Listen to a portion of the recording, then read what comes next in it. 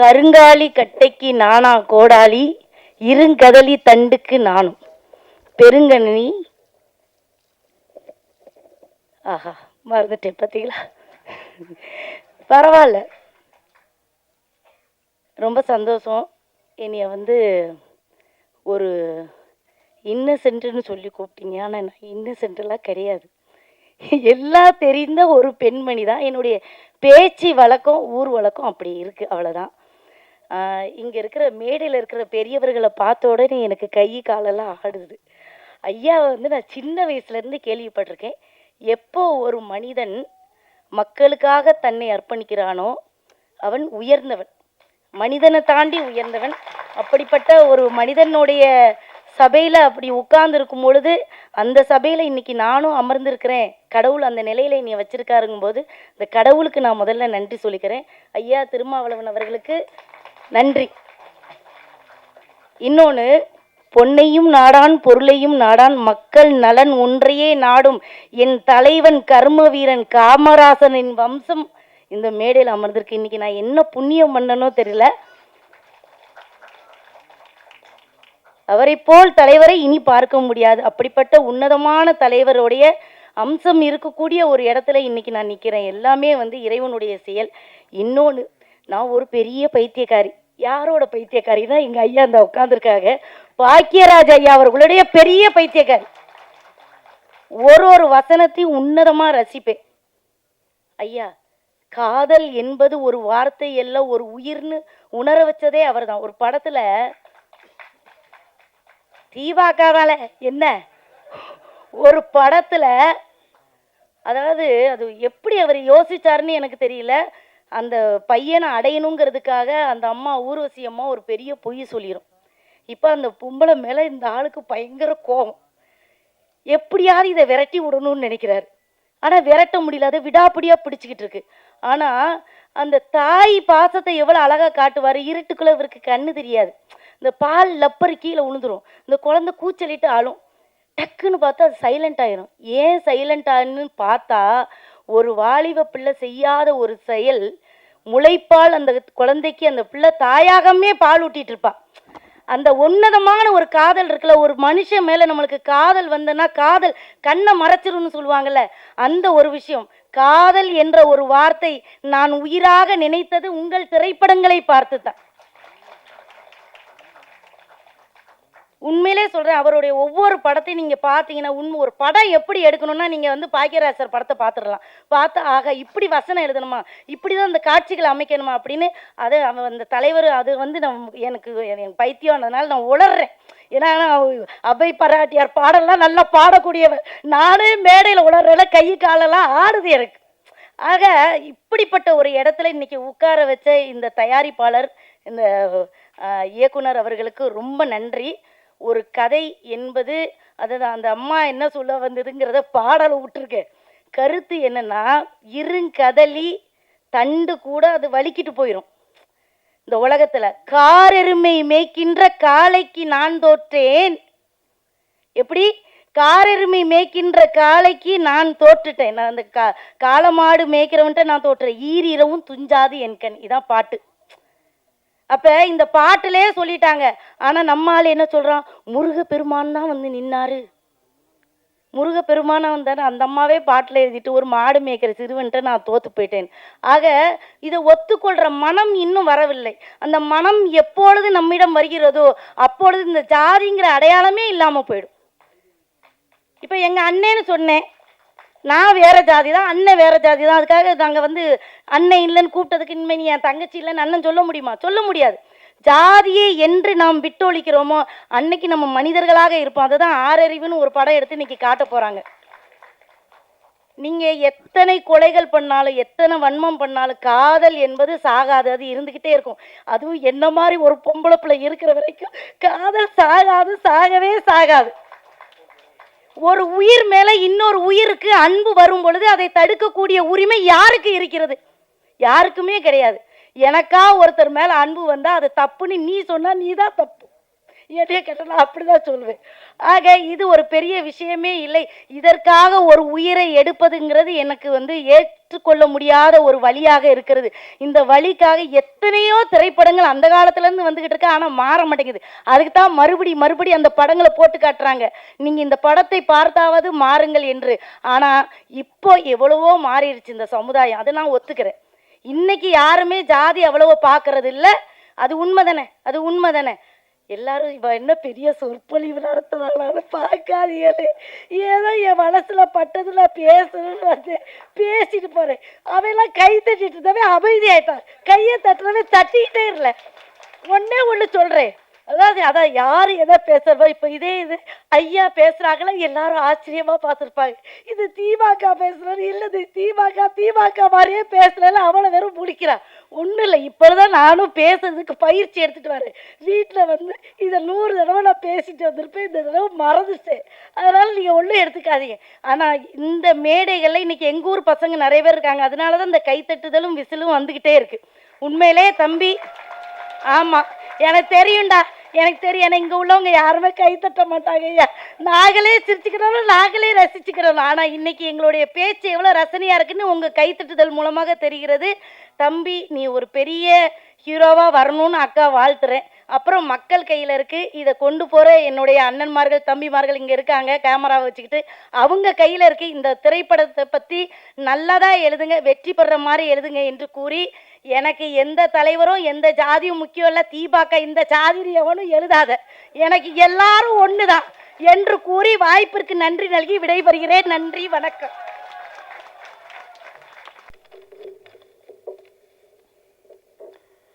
அனைவருக்கும் இனிய மாலை வணக்கம். திரு ரயில்வே பாலா சுதர்சன் மூலமாகத்தான் எனக்கு இந்த யூனிட்டை நன்றாக தெரியும். திரைப்பட விஜயகுமாரை, இயக்குனரான விஜயகுமாரை அவர்கள் தான் அறிமுகம் செய்து வைத்தார்கள். அதே மாதிரி ஹீரோ அம்பேத்கரை பற்றி ஒரு சம்பவம் சொன்னார்கள், எனக்கு ரொம்ப ஆச்சரியமாக இருந்துச்சு. அண்ணன் பெருமதிப்பிற்குரிய திருமாவளவன் அண்ணன் அவர்கள் நாகர்கோவிலில் அவங்க ஒரு சாமி தோப்பில் பால பிரஜாபதிங்கிற ஒரு சுவாமிகள்கிட்ட ஒரு சமாதான பூஜை ஒன்று, சமதர்ம பூஜை ஒன்று நடத்துவாங்க. அந்த விழாவுக்கு வந்திருந்தா சொன்னாங்க. அப்படி அங்கே ஒரு 25 வருடங்களுக்கு முன்னால் உள்ள கதை. அங்கே வரும்போது அண்ணன் திருமாவளவன் அவர்கள் பேசும்போது, எங்கள் அமைப்பில் இருப்பவர்கள் அனைவருக்கும் காமராஜர், எம்ஜிஆர், கருணாநிதி என்று எல்லா சமூகத்தினர் பெயர்களையும் வைக்கிறோம். ஆனால் எங்கள் அம்பேத்கர் பெயரை பிற பிரிவினர்கள் வைப்பதில்லை, அது வருத்தமாக இருக்கிறது என்று அங்கே பதிவு செய்ய, அதை கேட்ட அந்த சுவாமிஜி அவர்கள் அந்த மேடையிலேயே ஒரு 4 மாத குழந்தையை எடுத்து அவர்கள் அந்த ஒரு கர்ப்பஸ்திரி அம்மான்னு நினைக்கிறேன், 4 மாதத்தில் உனக்கு ஆண் குழந்தை பிறக்கும், அந்த ஆண் குழந்தைக்கு நீ அம்பேத்கர்னு பெயர் வைக்கணும் அப்படின்னு சொன்னதாகவும், அந்த சுவாமிஜி சொன்ன மாதிரி அந்த குழந்தை ஆண் குழந்தையாக பிறந்து அம்பேத்கரா பெயர் சூட்டியிருக்காங்க. அது ஒரு பெரிய, அது ஒரு சினிமா மாதிரி இருக்குது கேட்குறதுக்கு. அந்த அம்பேத்கர் என்ற அந்த சிறுவன் படிப்படியாக படிப்பதற்கு உதவி செய்து, காலேஜுக்கு உதவி செய்து, இந்த நடிப்புத்துறைக்கு வருவதற்கும் அண்ணன் திருமாவளவன் அவர்கள் உதவி செய்திருக்கிறார்கள் என்று நினைக்கும்போது அது ஒரு சினிமா மாதிரி இருக்குது, நினச்சே பார்க்க முடியல. ஒரு காலத்தில் எம்ஜிஆர் ஐயா புரட்சி தலைவருடைய வீட்டு வாசலில் ஒரு ஐயா குழந்தையை தூக்கி வச்சுட்டே இருந்தார். 3 நாள் 4 நாள். இப்போ எம்ஜிஆர் அந்த பக்கம் நிப்பாட்டி ஒரு ஊடகத்தில் பார்த்ததை சொல்கிறேன். ஏன் எதுக்காக என்ன பார்க்க வந்திருக்கீங்க, என்ன விஷயம்னு கேட்கும்போது, என் பையனுக்கு பேர் வைக்கணும் அப்படின்னு சொன்னாங்களாம். இந்த வயசு 4 வயசு இருக்கும்போது இப்போ பேர் வைக்க சொல்கிறீங்களே அப்படின்னு கேட்கும்போது, என்ன பேர் எப்படி சொல்லி அவனை கூப்பிடுறீங்கன்னு கேட்கும்போது, மலைக்கள்ளன்னு சொல்லி கூப்பிட்றோம், மலைக்கள்ளன் படம் பார்க்கும்போது தான் இவன் பிறந்தான் அப்படின்னு சொன்னாங்களாம். அப்போ புரட்சி தலைவர் ரொம்ப ஆச்சரியப்பட்டு, பரவாயில்ல இவ்வளோ நாளும் நமக்காக பேர் வைக்காங்க, ஒரு அருமையான பேரையும் வச்சு அந்த பையனுக்கு கையில் கொஞ்சம் பண உதவியும் கொடுத்து உதவி செஞ்சிட்டாரு. அதுக்கப்புறம் அந்த பையன் படித்து பாஸ் ஆனதும் மெடிக்கல் காலேஜில் சீட்டு டாக்டராக வாங்கி கொடுக்கறதுக்கும் புரட்சி தலைவர் ஹெல்ப் பண்ணார். அதே புரட்சி தலைவர் அமெரிக்கா புரூக்லின் ஹாஸ்பிட்டலில் இருக்கும்போது கதவை திறந்து கொண்டு வந்த மனிதன் எம்ஜிஆர் உதவி செய்த அதே மலைக்கள்ளன். புரட்சி தலைவரிடம் கேட்டிருக்காரு அந்த டாக்டர், என்ன யாருன்னு தெரியுதா என்ன என்று. தெரியலையே அப்படின்னு இருக்கார். நான் தான் மலைக்கள்ளன், நீங்கள் எனக்கு மருத்துவக் கல்லூரியில் சேர்த்து விட்டீங்களே ராமச்சந்திரா காலேஜில், நான் படித்து டாக்டர் ஆகி இப்போ உங்களுக்கே வைத்தியம் பண்ண வந்திருக்கேன் அப்படின்னு சொன்னார். இதெல்லாம் வாழ்க்கையில் எப்போவாது நிகழ்கிற நிகழ்வுகள் தான். அதே மாதிரி அண்ணன் திருமாவளவன் அந்த தம்பிக்கு உதவி செய்து, காலேஜில் உதவி பண்ணி, சினிமா துறைக்கு உதவி பண்ணி, இன்னைக்கு ஹீரோவை வந்து அந்த அம்பேத்கர் நம்ம முன்னால் நிற்கும்போது அந்த பேரை கேட்கும் போதே நமக்கு ஒரு சிலிர்ப்பு ஏற்படுகிறது. அப்படிப்பட்ட ஒரு தலைவர், பெரிய தலைவர், பெருந்தலைவருக்கும் தலைவரான அம்பேத்கர் அவர்களை இந்த இடத்துல பார்க்கும்போது அந்த பெயர் அந்த சமூகம் வைத்திருக்கிறார்கள். அதற்கு காலமெல்லாம் அண்ணன் திருமாவளவன் அவர்களுக்கு அவர்கள் நன்றி கடன் பெற்றிருக்கிறார்கள். அவருடைய உறவினர்கள் அனைவருமே நன்றி கடன் பெற்றிருக்கிறார்கள். அது மாதிரி இந்த படத்தை பார்க்கும்போது, ட்ரெய்லரை பார்க்கும்போது, 6 அறிவு கொண்ட மனிதர்கள் இது மாதிரி ஜாதி மதம்னு பார்த்து இவ்வளோ கொடுமைகளை செய்ய வேண்டாம், ஒருத்தருக்கு ஒருத்தர் பிடிச்சுன்னா அவங்களை மனம் பிடிச்சி வைங்க, வாழ போகிறது அவங்க தான், வெட்டிக்கிட்டு சாகிறதுனால எந்த பிரயோஜனமும் இல்லை அப்படிங்கிற ஒரு ஆணவ கொலைக்கு முற்றுப்புள்ளி வைக்கும் வகையில் கதையை சொல்லியிருப்பார்கள் என்று ட்ரெய்லரையும் பாட்டுகளையும் பார்க்கும்போது நமக்கு மனதிலே படுகிறது.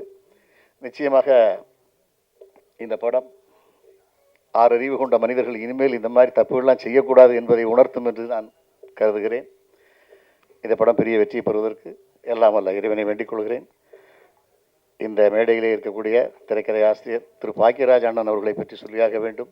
எத்தனை சில்லூர் ஜூப்ளி, அந்த 7 நாட்கள் தூரம் நின்று போச்சு, முந்தானை முடிச்சு, மௌன கீதங்கள், இது நம்மாள், எல்லாமே சில்லூர் ஜூப்ளி படங்கள். வாழ்க்கையில் ஒரு திரைக்கதை எப்படி இருக்கணும், எவ்வளோ இன்ட்ரெஸ்டிங்காக படம் பண்ண சொல்லி எங்களுக்கெல்லாம் ஒரு முன்னோடி. அவருக்கு எங்களுடைய மனமார்ந்த நன்றியும் பாராட்டுதலையும் தெரிவித்துக் கொண்டு, இங்கே இந்த மேடையில் வந்திருக்கும் அனைவருக்கும், அண்ணன் சிலம்பாட்ட குழு தலைவர் சுதாகரன் அவர்கள்லாம் எனக்கு ரொம்ப அறிமுகம். இங்கே வந்திருக்கக்கூடிய அனைவரையும், தீபா அவர்களோடு நான் நடித்திருக்கிறேன், ஒரு குறும்படம் ஒன்று நடித்தேன், எல்லோ விழா அப்படின்னு. அவங்களும் மிகச்சிறந்த நடிகை, ஒரு யதார்த்தமாக ரொம்ப ஒரு இன்னசென்ட்டாக நடிக்கிறாங்க, பிரமாதமான ஒரு பேர் வாங்கிட்டு இருக்காங்க. எல்லோரையும் வாழ்த்தி எல்லாம் வல்ல இறைவன் இந்த படத்தை ஒரு வெற்றி படமாக்க வேண்டும் என்று வேண்டிக் கொண்டு விடைபெறுகிறேன். நன்றி, வணக்கம். அன்பு சிறந்த இந்த திரைப்படத்தினுடைய இயக்குனரும் எழுத்தும் இயக்கமுமாக அருமை சகோதரர் விஜயன் அவர்களே, இதை இசை தட்டினை வெளியிட பொருத்தமான ஒரு தலைவரை அழைத்திருக்கிறார்கள். உண்மையிலே பெருமைப்பட வேண்டியது. எழுச்சி தமிழரும் நாடாளுமன்ற உறுப்பினரும் எங்களுக்கெல்லாம் மரியாதைக்குரிய அண்ணன் தொல் திருமாவளவன் அவர்களுடைய திருக்கரத்தாலே இந்த இசைத்தட்டு வெளியிடப்பட்டிருக்கிறது என்று சொன்னால் பெருமையாக இருக்கிறது. அதே நேரத்தில் நம்முடைய இயக்குனர் பாக்யராஜ் அவர்கள் இங்கே வருகை தந்திருக்கிறார்கள். நான் உலக சிலம்ப விளையாட்டு சங்கம் என்கின்ற அமைப்பை நிறுவி தென்காசி மாவட்டத்திலே மாவட்டத்தினுடைய செயலாளராக அருமை சகோதரர் ஆசான் திரு சுதர்சன் அவர்கள் மூலமாக இந்த திரைப்படத்தினுடைய நாயகனையும் அதே போன்று அவருடைய தந்தையார் திரு தனபால் அவர்களையும் விஜயகுமார் அவர்களையும் சந்திக்கின்ற வாய்ப்பு கிடைத்தது. மிக சிறப்பாக இருந்தது. இந்த ட்ரெய்லர் ஒரு ஆணவ கொலையினை சித்தரிக்கின்ற வகையில் ஏன் இந்த தவறுகள் நடக்கிறது என்பதனை சுட்டிக்காட்டுவதற்காக அருமையான நாடாளுமன்ற உறுப்பினர் திருமாவளவன் அவர்கள் மிக சிறந்த முறையிலே உங்களுக்கு விளக்கம் தருவார் என்கின்ற ஒரு கருத்தை சொல்லி, இந்த சிலம்பம் விளையாட்டும் இதில் இணைக்கப்பட்டிருக்கிறது. புரட்சி தலைவர் எம்ஜிஆர் அவர்களுடைய முகத்தோற்றமாக திகழ்ந்து பல்வேறு திரைப்படங்களிலே தன்னுடைய காட்சிகளை அத்தனையும் போர் சிலம்பத்தினை துவங்கி அதற்கு அடுத்து இந்த சிலம்ப விளையாட்டிற்காக உயிர் கொடுத்த பெருமைக்குரியவர். அவருடைய வழிவந்தவர்கள் தான் அருமை அண்ணன் திரு பாக்யராஜ் அவர்கள். அவர்களையும் நாம் சிறப்பாக ஏற்றுக்கொள்ள வேண்டியவர்களாக இருக்கிறோம். தமிழர்களுடைய மரபு கலையினை இந்த திரைப்படத்திலே இயக்குனர் திரு விஜய் அவர்கள் மிக சிறப்பாக காண்பித்திருக்கிறார்கள். ஆனால் இந்த ட்ரெய்லரிலே ஒரே ஒரு இடத்திலே தான் வருகிறது. அதிகப்படியான அந்த கலை காண்பித்து கொண்டிருக்கிறார்கள். இந்த கலையினுடைய உயிர் நோட்டமாக இந்த திரைப்படம் விளங்க வேண்டும் என்று வாழ்த்தி அண்ணன் திருமாவளவன் அவர்களுக்கும் பாக்யராஜ் அவர்களுக்கும் நான் நன்றி சொல்லி உலக சிலம்ப விளையாட்டு சங்கத்தின் சார்பாக திரு சுதர்சன் அவர்கள் மூலமாக நன்றியை கூறி விடைபெறுகிறேன். நன்றி, வணக்கம். இங்கு கூடியுள்ள பெரியோர்கள் அனைவருக்கும் எனது பணிவான மாலை வணக்கம். இந்த நேரத்தில், இந்த காலகட்டத்தில் சரியான ஒரு படம் அப்படின்னு சொல்லலாம். நான் வந்து பார்க்கும்போது ஒரு ஆணவ படுகொலையை பற்றி எத்தனை படங்கள் எடுத்தாலும் இந்த நாட்டில் வந்து சொன்னது போல படத்தின் வரிகள் டைட்டிலே சொல்லலாம், பேரே 6 அறிவு கொண்ட மனிதர் வந்து இதை யோசிக்கணும் அப்படின்னு சொல்லிட்டு, இதை தான் வந்து பெருந்தலைவர் காமராஜர் வந்து 1900 அவர் ஆட்சி காலத்தில் வந்து அறநிலைத்துறைக்கு அமைச்சராக பரமேஸ்வரன் அவர்களையும் கக்கனவர்களையும் அழகுபடுத்திய ஒரு தலைவர் அப்படின்னு சொல்லலாம். இப்போ வரைக்கும் அந்த ஒரு மனநிலைமைக்கு இன்னும் யாரும் இல்லைன்றதை வந்து இந்த நேரத்தில் அழுத்தம் திருத்தமாக சொல்ல வேண்டிய கடமையும் நமக்கு இருக்குது அப்படின்னு சொல்லலாம். அண்ணாச்சி முன்னாடி பேசுனது போல் நான் இதை பற்றி தான் சொல்லணும்னு நினச்சேன். அண்ணன் அவர்கள் வந்து தொல் திருவாமன் அண்ணன் அவங்க வந்து பார்த்திங்கன்னா பேர் வைக்கணும்னு சொல்லி பால பிச்சாபதி அடிகள் வந்து எனக்கு இந்த விஷயத்தை வந்து சொல்லும் போது ரொம்ப சந்தோஷப்பட்டேன். பரவாயில்ல, நம்ம ஜாதியில் ஜாதின்றதை ஒன்று பார்க்கக்கூடாது, எல்லாரும் ஒரு பேர் வைக்கும்போது ஏன் அம்பேத்கர் பேர் வைக்கக்கூடாது அப்படின்னு சொல்லும்போது அங்கேயே அந்த புரட்சி நிகழ்ந்திருக்கு அப்படின்றது ஒரு பெரிய பெரிய தலைவர்கள் அதை முன்னாடி வைக்கிறாங்க அப்படின்றது தான் அடுத்து வர தலைமுறைகளுக்கு நம்ம சொல்ல வேண்டிய ஒரு கடமை. இப்போ எல்லாமே நேம் சேஞ்ச் பண்ணிக்கிறாங்க, இந்த பேர் எனக்கு பிடிக்கலன்னு. ஆனால் இந்த வயசுலேயும் அந்த பேரை வந்து பெருமையாக எடுத்து இந்த யங் ஹீரோ அம்பேத்கர் அப்படின்ற வலம் வர்றது வந்து இந்த நேரத்தில் பாராட்டுக்குரியது. ஸோ இன்னும் மேலும் மேலும் முன்னேறி வரணும் அப்படின்னு சொல்லிட்டு எல்லாம் வல்ல இறைவனின் ஆசீர்வாதத்துடன் அண்ணன் சொன்னது போல் இந்த நேரத்தில் அவர் படிப்படியாக உதவி செஞ்சுருந்தாலும் இந்த நேரத்துலேயும் வந்து அவனோட அடுத்த கட்ட படியை வந்து அவர் நிற்கிறார் அப்படின்னும் போது இதை பெருமையாகவே நான் நினைக்கிறேன். ஸோ அண்ணன் நல்லா இருக்கணும், அந்த பையனும் நல்லா இருக்கணும் அப்படின்னு சொல்லி எல்லாரும் வல்ல இறைவனின் இதோடு சேர்த்து வாழ்த்தி விடைபெறுகிறேன். நன்றி, வணக்கம்.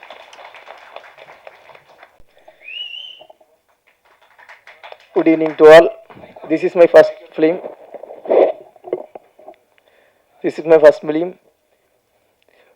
First movie stage, அதனால கொஞ்சம் நர்வஸாக இருக்கும், அட்ஜஸ்ட் பண்ணிக்கோங்க.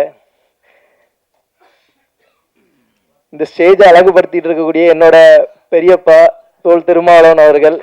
எனக்கு மட்டும் அவங்க பெரியப்பா இல்லை, என்ன மாதிரி அவங்கள நம்பி நீங்கள் என்ன ஒரு விஷயம் அவங்கள்ட்ட போனாலுமே எல்லாருக்குமே அவங்க அப்பா மாதிரி தான். அவங்க ஹேண்டில் பண்ணுற விதம் எல்லாமே எல்லாருக்குமே அந்த மாதிரி தான் இருக்கும். ஏன்னா என்னோட அனுபவத்தில் சொல்கிறேன், நான் சின்ன வயசுலேருந்தே அவங்கள ஃபாலோ பண்ணிகிட்டு இருக்கிறேன். தேங்க்ஸ்ப்பா வந்ததுக்கு. And Bhagyaraj sir, thanks sir, உங்களோட சப்போர்ட்டு கண்டிப்பாக வேணும். Thanks ma'am. Deepa ma'am, thanks ma'am. And especially thanks to media, எல்லாருமே நல்லா ஆக்டிவ் பண்ணிகிட்டு இருக்கீங்க, நல்லா இருக்கு. Thanks sir. ஃபஸ்ட்டு ஃபிலிம், எல்லாரோட சப்போர்ட் எனக்கு கண்டிப்பாக தேவை. And thanks to director Vijayakumar sir. First ஃபிலிம்னால நிறைய சப்போர்ட் பண்ணாங்க, நிறைய சின்ன சின்ன கரெக்ஷன்ஸ் ஒரு சில இடத்துலலாம் இது பண்ண முடியுமா அப்படின்னு யோசிக்கிறக்கூடிய இடத்துல கூட அவங்க தான் பண்ணலாம்டா, பண்ணு, உன்னால் முடியும், இன்னும் நிறைய ஸ்டேஜ் நீ பார்க்க வேண்டியது இருக்குது, நிறைய ஸ்க்ரீனில் நீ வர வேண்டியது இருக்குது, இன்னும் நல்லா பண்ணலாம் அப்படின்ட்டு மோட்டிவேட் பண்ணி அவங்க தான் இந்த லெவலுக்கு கொண்டு போனது டைரக்டர் விஜயகுமார் சார் தான். அதனால் அவங்களுக்கு கண்டிப்பாக இந்த இடத்துல நம்ம இது பண்ணிக்கணும். Thanks sir. இன்னும் அடுத்த படம் பண்ணும்போது கண்டிப்பாக இன்ஃபார்ம் கூப்பிடுங்க சார், பண்ணுவோம்.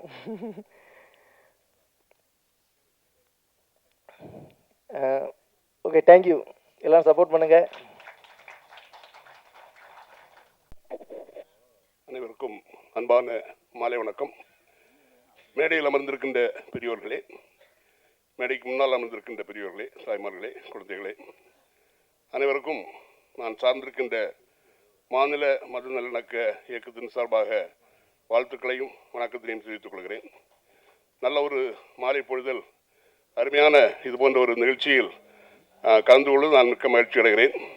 இங்கே சிறப்பு விருந்தினராக வருகின்றிருக்கின்ற மரியாதைக்குரிய திரு பாக்யராஜ் அவர்களை நான் கடந்த ஒரு 10 ஆண்டுகளாக அறிவேன். அவருடைய ஒரு படத்தில் கூட நான் நடித்திருக்கிறேன்.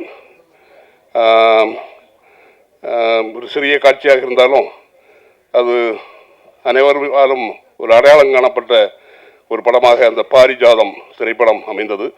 அந்த வாய்ப்பை வழங்கிய அன்னாருக்கும் அந்த வாய்ப்பை ஏற்படுத்தி கொடுத்திய நண்பர் கொடுங்குளம் ராஜேந்திரன் அவர்களுக்கும் நான் இந்த நேரத்திலே நன்றி கூற கடமைப்பட்டிருக்கிறேன். ஒரு மிகச்சிறந்த மனிதர், மிகச்சிறந்த ஒரு வசனகர்த்தா, ஒரு கதை களத்தினுடைய ஒரு சிறந்த ஒரு படைப்பாளி. இப்படி எவ்வளவோ சொல்லிக்கொண்டே போகலாம். அத்தகைய ஒரு சிறப்புமிக்க மனிதரால் இந்த இசைத்திட்டு இங்கே வெளியிடப்பட்டிருக்கிறது. நிச்சயமாக இந்த திரைப்படம் வெற்றி பெறும் என்பதிலே சந்தேகமே இல்லை.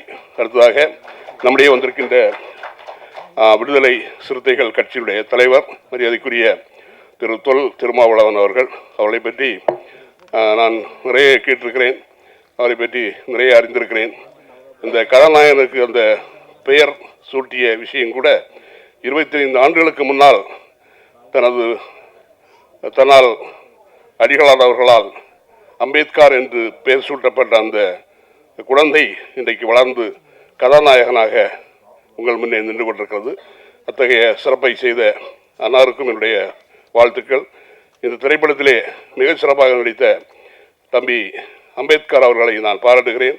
அவர் மேலும் பல திரைப்படங்கள் நடித்து இந்த சினிமா உலகில் சாதனைகளை புரிய வேண்டும் என்று நான் கேட்டுக்கொள்கிறேன்.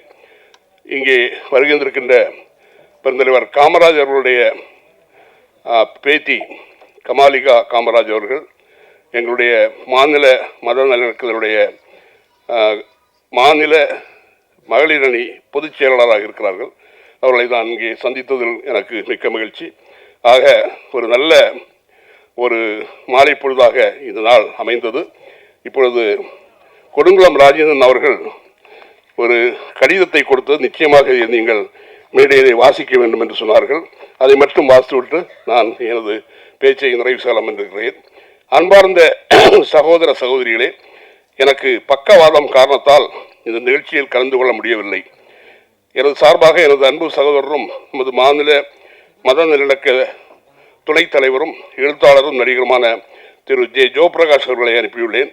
இந்த திரைப்படம் வெள்ளி விழா காண வாழ்த்துகிறேன். திரைப்படத்தில் கதாநாயகன் நடித்துள்ள எங்களது மாநில மத நல்லிண இயக்கத்தினுடைய கொள்கை பரப்பு செயலாளர் சன் சிங்கர் திரு தனபால் சுதா அவர்களுடைய அன்பு மகன் அம்பேத்கர் அவர்கள் இன்னும் பல திரைப்படங்களில் நடித்து சிகரம் தொட வாழ்த்துகிறேன். இந்த விழாவில் முன்னிலை வைத்துக் கொண்டிருக்கும் புரட்சி திலகம், மக்கள் திலகம் அவருடைய திரை வாரிசு இயக்குனர் பாக்யராஜ் அவர்கள், எம்ஜிஆர் அவர்கள் உடல்நலம் இல்லாமல் அமெரிக்காவில் மருத்துவமனையில் அனுமதிக்கப்பட்டிருந்த போது அங்கு சென்று பார்த்து அவருடைய நலம் குறித்து தமிழகம் முழுவதும் பரப்புரை செய்து அவர்களை வெற்றி பெற செய்தார்கள். அவரது மறைவுக்கு பின் முதலமைச்சர் யார் என்ற ஒரு கேள்வி எழுந்தபோது எல்லா சட்டமன்ற உறுப்பினர்களும் ஒன்று கூடி திரு பாக்யராஜ் அவர்களை முதலமைச்சராக தேர்ந்தெடுத்தார்கள். அதை அவர் ஏற்றுக்கொள்ளாமல் எம்ஜிஆருடைய மனைவி ஜானகி அம்மையார் அவர்களுக்கு முதலமைச்சர் பதவியை கொடுத்து அழகு பார்த்தார்கள். அப்படிப்பட்ட மாமனிதர் விழாவில் கலந்து வாழ்த்துவதற்கு நன்றி கூறுகிறேன். அடுத்தபடியாக இந்த விழாவில் கலந்து சிறப்பிக்கும் விடுதலை சிறுத்தைகள் கட்சியினுடைய தலைவர் வாழும் காமராஜர், ஏழைகளின் ஏந்தல், மக்களாட்சியை கொண்டு வர பாடுபட்டு வரும் என் அன்பு சகோதரர் தொல் திருமாவளவன் அவர்கள் இந்த திரைப்படம் வெளிவர பல உதவிகள் செய்து இந்த திரைப்படத்தில் கதாநாயகர் நடித்த கதாநாயகருக்கு அம்பேத்கர் என்று பெயர் சூட்டி அழகு பார்த்தார். பூஜித குரு பால பிரஜாபதி அடிகளார் அவர்கள் உடல்நலக்குறைவு காரணமாக இந்த விழாவில் கலந்து கொள்ள முடியவில்லை. அவர்களும் விழா சிறக்க வாழ்த்துக்களை தெரிவித்துள்ளார்கள்.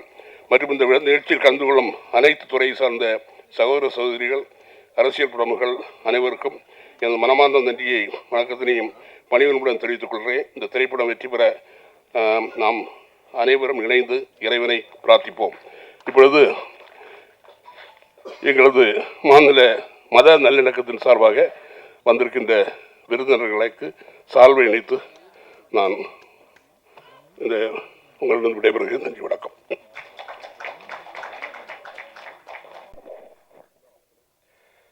எல்லாருக்கும் என் அன்பு வணக்கங்கள். பத்திரிகை ஊடக நண்பர்கள் அத்தனை பேருக்கும் என்னுடைய பாச வணக்கங்கள், அன்பு வணக்கங்கள், அழகு வணக்கங்கள். இந்த மேடையை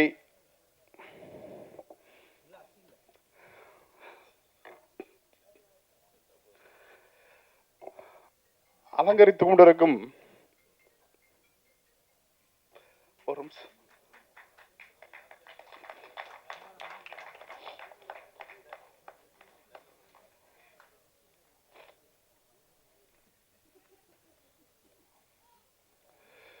பொதுவா எமோஷன் அப்படின்னா நம்மளையும் அறியாம நம்மளை தாண்டி வரக்கூடிய விஷயம்தான். அதுதான் அன்பு. சரியா? அந்த அன்பை மையப்படுத்தி எடுக்கப்பட்டதுதான் ஆறறிவு. ஒரு சில பேர் கேட்பாங்க, ஆறறிவுனா பெல்லிங் மிஸ்டேக் அப்படின்னு. அதுக்காக தான் வச்சிருக்கோம். நீங்கள்லாம் கேட்கணுங்கிறதுக்காக தான் 6 அறிவுன்னு வச்சிருக்கோம். இல்லைன்னா 6 அறிவுன்னுலாம் வைப்போம். இதுக்கு பல விளக்கங்கள் ரொம்ப சொல்லலாம். இருந்தாலும் இந்த மேடைக்கு சிறப்பு விருந்தினராக இல்லாமல் முன்னிலை வகித்து தலைமை வகித்து எப்பொழுதும் நமக்கு உறுதுணையாக இருந்து கொண்டிருக்கும் பாசத்திற்கும் பற்றுதலுக்கும் உரிய சமூகத்தின் வளர்ச்சிக்காக அனைவரும் ஒன்று என்று உறுதிவிட சொல்லும் ஒரு ஒப்பற்ற மாமனிதர், எழுச்சி தமிழர் தோல் திருமாவளவன் அவர்கள் என்று சொன்னால் அது மிகையாகாது. ஏன்னா அவர்களை பற்றி சொல்லிட்டு அதுக்கப்புறம் போலாம். தோல் திருமாவளவன் அவர்களை பற்றி யார் என்ன சொன்னார் அப்படிங்கிறது முக்கியமா அல்ல, அவர் எப்படிப்பட்ட மனிதர் என்பதை தெரிந்து கொள்ள வேண்டும். தினமும் அவரை சந்திக்கின்ற நபர்கள் எத்தனை பேர் என்று தெரிந்து கொள்ள வேண்டும். குறைஞ்சது 2000 பேரை பார்ப்பாங்க. வீட்டில் 1000 பேர், ஆபீஸ்ல 1000 பேர். எந்த தலைவனும் அத்தனை பேரையும் சந்தித்து அவர்களுடைய மனுவை வாங்கி படிக்கின்ற ஆற்றல் இல்லை இன்று தமிழ். அதை யாரும் சொல்ல விரும்பல. அப்படிப்பட்ட தலைவரை, அதை தாண்டிய தலைவர் தான் தோல் திருமாவளவன் அவர்கள். நான் சின்ன வயசுலே அவங்க பேசுற பேச்சு எனக்கு ரொம்ப பிடிக்கும். அந்த அடிப்படையில் அவர் மீது அளவு கடந்த பாசமும் பற்றும் எனக்கு அதிகமாகவே உண்டு. அந்த அடிப்படையில் தான் நான் எதுக்காக சொல்றேன்னா, தோல் திருமாவளவன் எழுச்சி தமிழனை போல ஒரு தலைவன் இருந்தால் அவர்தான் என்று சொல்லுகின்ற வகையில் ஒவ்வொரு தமிழ்நாட்டில் ஒரு சிஎம் இருக்காங்க. வேற ஒண்ணும் இல்லைங்க. தமிழ்நாட்டில் ஒரு சிஎம் வாழ்நாள் முழுவதும் நான் தமிழக முதல்வராகவே இருப்பேன், இருக்க முடியும் என்பதற்கு உதாரணமாக இருக்க வேண்டும் என்று சொன்னால் எழுச்சி தமிழரை போல் இருந்தால் போதும்.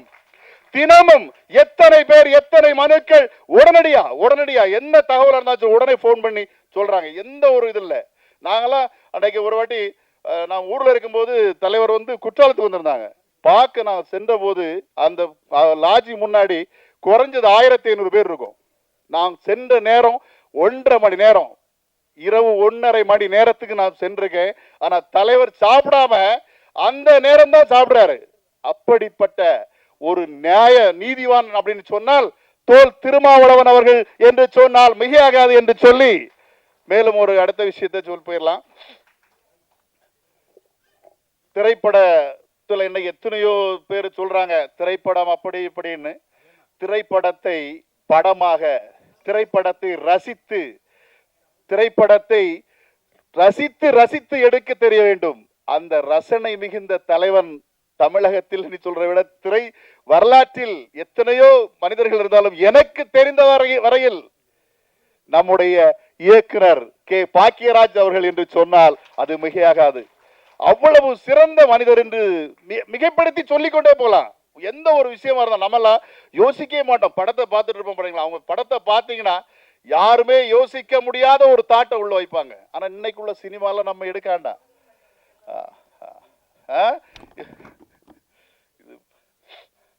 அந்த ஒரு விஷயத்தை எப்படி கொண்டு வரணும் அப்படிங்கிற சிந்தனை, ஞானம். சினிமாவில் ஜெயிக்கணும்னா சும்மாலாம் ஜெயிக்க முடியாது. 4 ஃபைட்டு 5 பாட்டை வச்சுட்டு படம் ஓட்டணும்னா ஓட்ட முடியாது அதுக்கு. ஆனால் ஞானம் வேணும். ஞானத்தின் வழியாக பல திரைப்படத்தின் மூலமாக மக்களுக்கு பல சாதனைகளை படைத்து நல்ல அறிவை படைத்த ஒரு சிறப்பு நாயகன் தான் இயக்குனர் பாசத்திற்குரிய அண்ணன் கே பாக்கியராஜ் அவர்களை மனதார வாழ்த்துகிறேன். மேலும் எத்தனையோ அன்பு உள்ளங்கள், என்னுடைய அன்பு அக்கா தீபாக்கெல்லாம் ஷூட்டிங் வரும்போது ரொம்ப சந்தோஷமா இருக்கும். ஏன்னா காசு கேட்கும் போதெல்லாம் கொடுத்துடணும், அப்படி சந்தோஷமா இருந்தாங்க.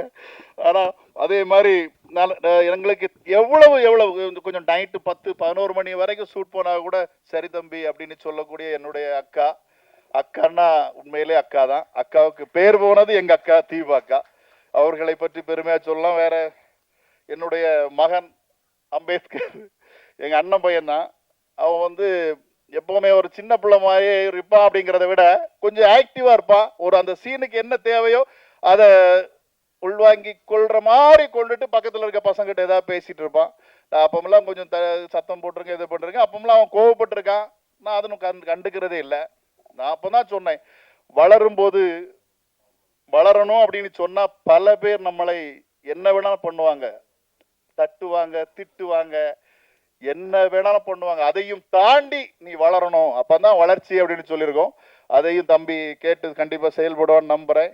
மேலும் நம்முடைய பாரதிகண்ணன் சார் பாசத்துக்குரிய தலைவர் அப்படிங்கிறதுல நல்ல டைரக்டர், எனக்கு அன்பான ஒரு டைரக்டர், பாசமான ஒரு டைரக்டர். அவரை பத்தி ரொம்ப சொல்லிட்டே போகலாம். இப்படி மேலும் நம்முடைய அண்ணன் முருகன் அவர்கள் இந்த படத்துக்காக கொஞ்சம் நல்லதொரு உதவியை செய்த பாசத்திற்குரிய சமூக சேவகர் முருகன் அவர்களை நாம் மிகைப்படுத்தி சொல்ல வேண்டும் என்றால் எப்படி வேணாலும் சொல்லலாம். ஏன்னா நான் சினிமா எடுக்கும்போது வாழ்க்கையில் யாரும் என்னை போல் படம் எடுக்க வருவாங்களா, அந்த மாதிரி வாய்ப்பு அவங்களுக்கு கிடைக்குமான்னு தெரியாது. நான் படம் எடுக்கும் ஒவ்வொரு நேரமும் பல டென்ஷன்ல தான் இருப்பேன். அந்த டென்ஷன் இல்லாம படம் எடுத்தா இதை விட நான் பிரம்மாண்டமா கூட எடுத்திருக்கலாம். சரிங்களா? அவ்வளவு சிரமப்பட்டு தான் நான் எடுக்கப்பட்ட அந்த படம். அதுக்கு எனக்கு உறுதுணையாக இருந்த பாசத்திற்குரிய அண்ணன் முருகன் அவர்கள் நான் மனதார வாழ்த்துகிறேன். மேலும் எத்தனையோ பேர்கள் சொல்லாம இருக்கலாம், வாழ்த்தாம இருக்கலாம். அவங்களுக்கெல்லாம் நல்ல ஒரு விஷயமா இருந்தாலும் பாக்கியராஜ் சார் அதிகமா என்ன நினைச்சிட்டு இருப்பாங்களான்னா, திரை உலகமே என்ன பண்றது, திரை உலகமே நலிந்து போயிட்டு இருக்கே, மக்கள் படம் எல்லாம் உன்னை ஓட மாட்டாங்க, என்ன பண்ணலாம் அப்படின்னு சொன்னா, இன்னைக்கு உண்மையிலே சொல்றேங்க, சினிமாவில் இருக்கின்ற அத்தனை நல்ல உள்ளங்களுக்கு என்னுடைய பணிவான கேள்வி என்னன்னா, சினிமாவுக்குள்ள வாங்க, சினிமாவை ரசிச்சுட்டு வாங்க. ஆனா சினிமாவுக்குள்ள ஏமாத்தணுங்கிற நோக்கத்துல தயவு செய்து வராதிங்க. ஒரு ஒர்க்கை கொடுக்குறோம், அந்த ஒர்க்கை வாங்கும் போது சிரிக்கிறான், பழகுறான், பாசனம் வைக்கிறான், டீ வாங்கி தரான், காப்பி வாங்கி தரான், எல்லாம் ஒர்க்கு முடிஞ்சு பாதி ஒர்க்கு முடிஞ்ச உடனே அதுக்கு முன்னே நம்மகிட்ட பணத்தெல்லாம் வாங்கிடுறான். அதுக்கப்புறம் அவுட்டு தாண்டி கேட்டா அந்த அமௌண்ட் வேற, இந்த அமௌண்ட் வேறங்கிறான். அப்ப அவனுடைய உண்மை இல்லை. சரிங்களா? சினிமாவை நேசிக்க சினிமாவில் 1000 பேர்ல, லட்சம் பேர்ல, கோடி பேரை வாங்க, உண்மையா இருக்க கத்துக்குங்க. சரிங்களா? நீங்க ஒன்னா இருப்பீங்க, உண்மையா இருங்க, சினிமாவை வாழ வச்சிடலாம்.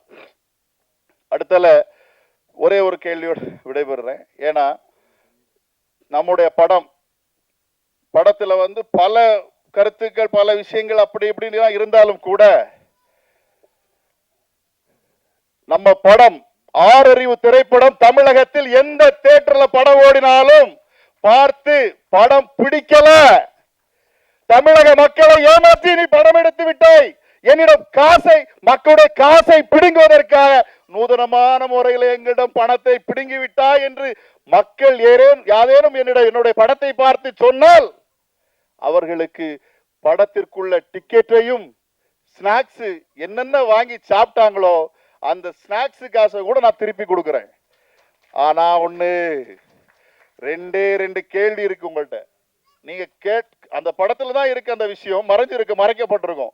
அந்த கேள்வியை நீங்க கரெக்டா சொல்லிட்டீங்கன்னா உங்களுக்கு கண்டிப்பாக ஸ்நாக்ஸ் காசோட ஃப்ரீ தந்துரும். சரிங்களா? இது சேலஞ்ச் இல்ல. தமிழக மக்களாக இருந்தாலும் சரி, இன்னைக்கு சினிமாவுல வரக்கூடியவங்களா இருக்காலும் சரி, நல்ல நல்ல கதைகளை, நல்ல நல்ல விஷயங்களை மக்களுக்கு அறிவுபூர்வமா கொண்டு வரணுங்கிற நோக்கத்துல படம் எடுங்களோ தவிர, இந்த சீனை வச்சா ரசிகர் பார்ப்பான், 2K கிட்ஸ் இவன் வச்சா பார்ப்பான், அந்த சீனை வச்சா அவன் பார்ப்பான். ஒவ்வொருத்தருக்கு பிடிச்ச மாதிரி 18 வயசுக்கு ஒரு சீனு, 35 வயசுக்கு 2 சீனு, 40 வயசுக்கு 5 சீனு, 60 வயசுக்கு சீனே இல்லை. என்ன பண்றது? படம் அப்படிதான். சரிங்களா? அதனால படத்தை குறை சொல்லல. என்ன நீங்க யாரு வேணாலும் குறை சொல்லிட்டு போங்க, தப்பே இல்லை. நான் சேலஞ்சு கூட பண்ண ரெடி, கேள்வி கேட்க கூட ரெடி. ஆனா நான் கேட்கிற கேள்வி எந்த பாட புத்தகத்திலும் எந்த நூலிலும் இருக்காது. அப்படிப்பட்ட கேள்விதான். நீங்க பதில் சொல்லிட்டீங்கன்னா உங்களுக்கு எல்லாமே கொடுத்துருவோம். வாழ்த்துக்களுக்கு நன்றி. அடுத்தால இந்த மேடையில் நான் ஒரு சில எனக்காக ஹெல்ப் பண்ண என்னுடைய பாசத்திற்குரிய அக்கா சரோஜா ராஜ் அவர்களை மேடைக்கு அன்போடு அழைக்கிறோம். அவங்களுக்கு ஒரு மரியாதை செலுத்த வேண்டும் என்கின்ற நோக்கத்தில். மேலும் என்னுடைய நண்பர் சுதர்சன் அவர்களையும் மேடைக்கு அன்போடு அழைக்கிறோம்.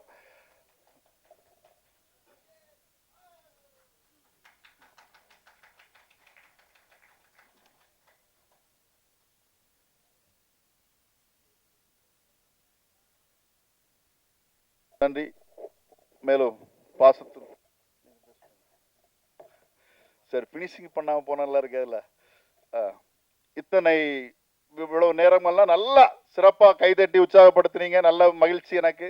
அதே மாதிரி ஆறறிவு திரைப்படம் நல்ல தமிழக மக்கள் அத்தனை பேரும் பார்க்கணும். அதில் ஏதாவது குறை இருந்தா என்கிட்ட கேட்கணும், திருப்பி நான் பதில் சொல்லணும். ஏன்னா இது படத்தில் எனக்கு பணம் சம்பாத்தியமே வேண்டாம், இந்த படத்தில் எனக்கு வருமானமே வேண்டாம், படத்தை பாருங்கன்னு தான் சொல்றேன். ஒரு காதலுங்க, காதலை மட்டும் பிரிக்காத, நீ எதை வேணா பிரிப்பா. ஒரு இடத்துல போன ஒரு ஃபீல் வருது இல்ல, ஒரு எமோஷன் வருது இல்ல, எப்படி வருது? அன்பு பாசம் இருந்தாலும் வரும், ஒன்னும் இல்லைன்னா வராது. என் தலைவருக்கு ஒண்ணுன்னா நான் என்ன வேணாலும் செய்வேன். அது என்னது? ஃபீல், ஏனர், அந்த உணர்வு தான். சரிங்களா? அதனால தயவு செய்து நான் கேட்பது, காதலர்களை பிரிக்காதுங்க, காதலர்களை சேர்த்து வைங்க. உங்களுக்கு அப்படி டவுட்டா இருந்தா அந்த பையன் நல்லவனா கெட்டவனானி கொஞ்சம் விசாரிச்சுக்கிட்டு காதலரை சேர்த்து வைங்க. காதலர்களே, ஆறறிவு படத்தை வந்து பார்க்க வாருங்க. பல விஷயத்தை அண்ணங்கிட்ட கேளுங்க. அத்தனை மீடியா நண்பர்களும் எனக்கு நம்முடைய ஆறறிவு திரைப்படத்திற்கு மிகவும் ஒத்துழைப்பு தந்து அத்தனை சேனல்களுக்கும் என்னுடைய பாசமான பணிவான வரவேற்பு வணக்கத்தை உரித்தாக்கிக் கொள்கிறேன். நன்றி, வணக்கம்.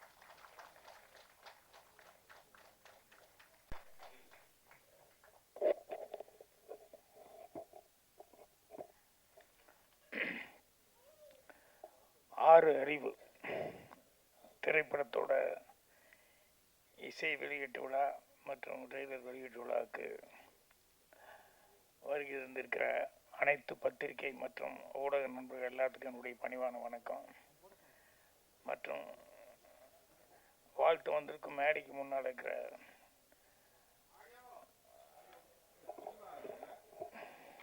கேக்குதா கரெக்டா? மேடைக்கு முன்னால் அமர்ந்திருக்கும் அனைத்து மரியாதைக்குரியவர்களுக்கும் என்னுடைய பணிவான வணக்கத்தை தெரிவிச்சுக்கிறேன். எப்போ பிறந்தோம் அப்படிங்கிறது எல்லாத்துக்குமே தெரியும். ஆனால் எதுக்கு பிறந்தோங்கிறது தான் நிறைய பேர் யோசிக்கிறது இல்லை. ஆனால் இந்த மேடையில் எதுக்கு பிறந்தோம் அப்படின்னு சொல்லி கரெக்டாக தெரிஞ்சவர், அவரை முன்னிலை வச்சுருக்காங்க நம்ம தொல் திருமாவளவன் அவர்கள். நம்ம வாழ்க்கை நமக்காக மட்டும் இல்லை, அடுத்தவங்களுக்காக வாழ்கிறது தான் உண்மையான வாழ்க்கை அப்படின்னு சொல்லி ஸோ அவர் இருக்கார். அதே மாதிரி நான் நிறைய மீட்டிங்கில் போனால் கூட காமராஜர் அவர்களை பார்த்ததில்லை, பேசுறதுக்கான வாய்ப்பு இல்லை, அதுக்கு வயசும் அதுக்கான டைம் எல்லாம் இல்லாத. ஆனால் அவர் பற்றி நிறைய படிச்சிருக்கிறேன். அதான் நிறைய உதாரணம் காமிச்சு அவருடைய லைஃப் சமாச்சாரத்தை நிறையா சொல்லிட்டு இருப்பேன். ஸோ அவங்க பேத்தி வந்திருக்கிறது ரொம்ப சந்தோஷமாக இருக்கு. அடுத்தபடியாக தீபா அவர்கள், அவங்க காதலை பற்றி அவங்க பேசுகிறாங்க பாரு, எவ்வளோ தூரம் அது ஒரு உயிர் அது இதுன்னு சொல்லி என்னென்னவோ ரொம்ப உணர்ச்சி வசப்பட்டு பேசினாங்க. என் படங்களில் வந்து நிறையா அவங்க பார்த்து உதாரணமெல்லாம் சொல்லிக்கிட்டு இருந்தாங்க. எல்லோரும் நல்லா சிறப்பாக பேசினாங்க. எப்பவுமே ஏதாவது மீட்டிங்கில் வந்து பத்திரிகையாளர்கள் வந்து எப்பவும் தலைப்புச் செய்தியே எதாவது கிடைக்குமா அப்படின்னு சொல்லி என்ன சாதாரணமாக எல்லாம் பேசியிருக்காங்களே, ஏதாவது சுட சுட போடுறதுக்கு ஏதாவது கிடைக்குமா அப்படின்னு சொல்லி பார்த்துட்டு இருப்பாங்க. அதுக்கு ஜோ வந்து ஒரு லீடு எடுத்து கொடுத்துட்டாரு. அது அவருக்கு யார் எப்படி தகவல் சொன்னாங்கன்னு தெரியல. தலைவர், புரட்சி தலைவர் இறந்த உடனே அடுத்தது என்ன அப்படிங்கிறதுல வந்து அவர் தகவல் வந்து அது கரெக்டான தகவல் அல்ல. அதை பற்றி பேச்சு வந்தது, எங்கிட்ட வந்தது. புரட்சி தலைவர் இப்படி இதாகிட்டார் அப்படின்னு சொன்ன உடனே ஒரே வாரத்துக்குள்ளே வந்து நம்ம இப்பவும் பாலிடிக்ஸில் அவங்க இருக்கிறாங்க. முதல்ல நம்ம சேலம் ராமலிங்கம் அவர்களும் ஏவா வேலு அவர்கள் தான் ஃபஸ்ட்டு வந்தாங்க. வந்து நீங்கள் தான் லீட் எடுத்து எப்படியாவது கொண்டு வரணுன்னு. என்ன கொண்டு வரணும்? இல்லை அண்ணனை கொண்டு வரணுன்னு. என்ன சொல்கிறீங்க?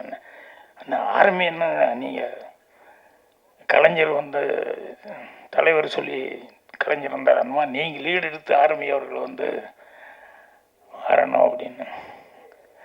நீங்கள் அதுக்கு தான் நாங்கள் வந்தோம் அப்படின்னாங்க. நான் சொன்னேன், இறந்து ஒரு வாரம் கூட ஆகலை, இப்போவே நீங்கள் வந்து ஒரு கோஷ்டின்னு சொல்லி இப்படி ஆரம்பித்தோன்னு சொன்னால் பப்ளிக்கில் பொதுமக்கள்கிட்ட நகைச்சுவை, அதாவது காமெடிக்கான ஒரு சமாச்சாரம் ஆகி போகும். அதனால் இப்போ அதை பற்றி யோசிக்கிறேம்மா, கொஞ்சம் டைம் கொடுங்க, நான் சொல்கிறேன் அப்படின்னு. இவருக்கு போன உடனே பின்னாலேயே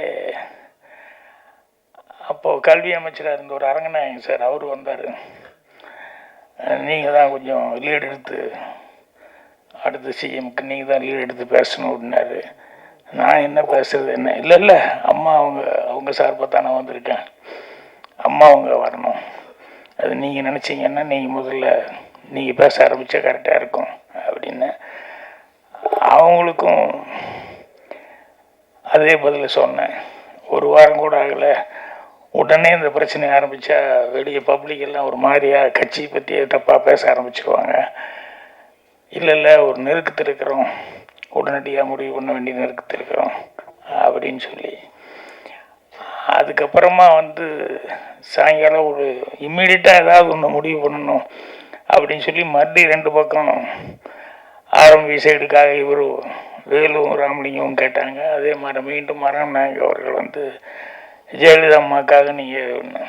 அப்போ நான் ஒரே ஒரு வார்த்தை சொன்னேன், இது வந்து 2 கோஷ்டி இருக்கிறது எனக்கு ரொம்ப நாளாகவே தெரியும், இப்போ அதுக்கான நேரம் இல்லை, அதில் என்னையும் கொண்டு வந்து உள்ளே சேர்த்தி என்னையும் ஒரு கோஷ்டி ஒருத்தனா சேர்த்திடாதீங்க, ஒன்று பண்ணுங்க, உடனடியாக ஒரு ஆளை வைக்கணும் அப்படின்னு சொன்னோம்னா, அவங்க ஜானகி அம்மா எம்ஜிஆர் மிஸ்ஸஸ் இருக்காங்க, இப்போ அவங்கள கொஞ்ச நாளைக்கு உட்கார வைங்க.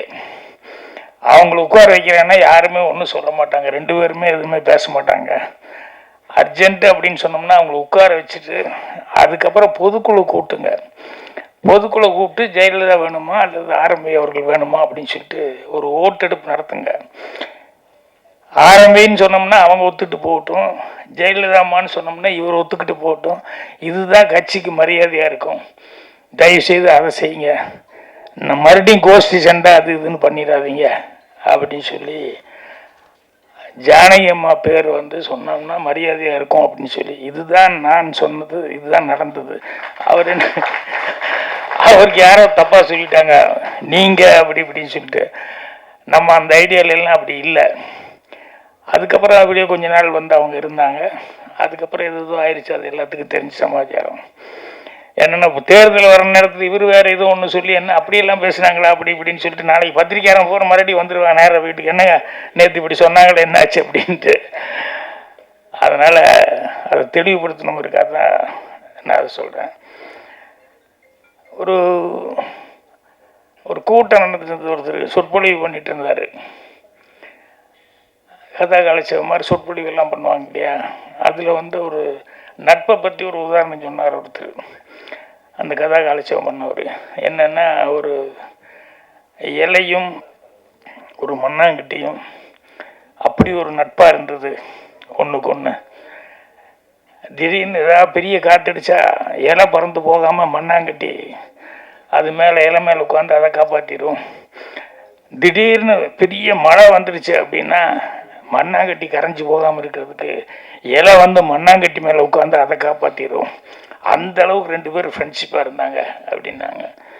ஒரு 6 வயசுல 7 வயசுல ஒரு பையன் எழுந்திரிச்சான், 7-8 வயசு தான் இருக்கு அந்த பையன், எங்கள் காற்று மழையும் சேர்ந்து அடித்தா அப்படின்னா இவர் முழிக்கிறாரு.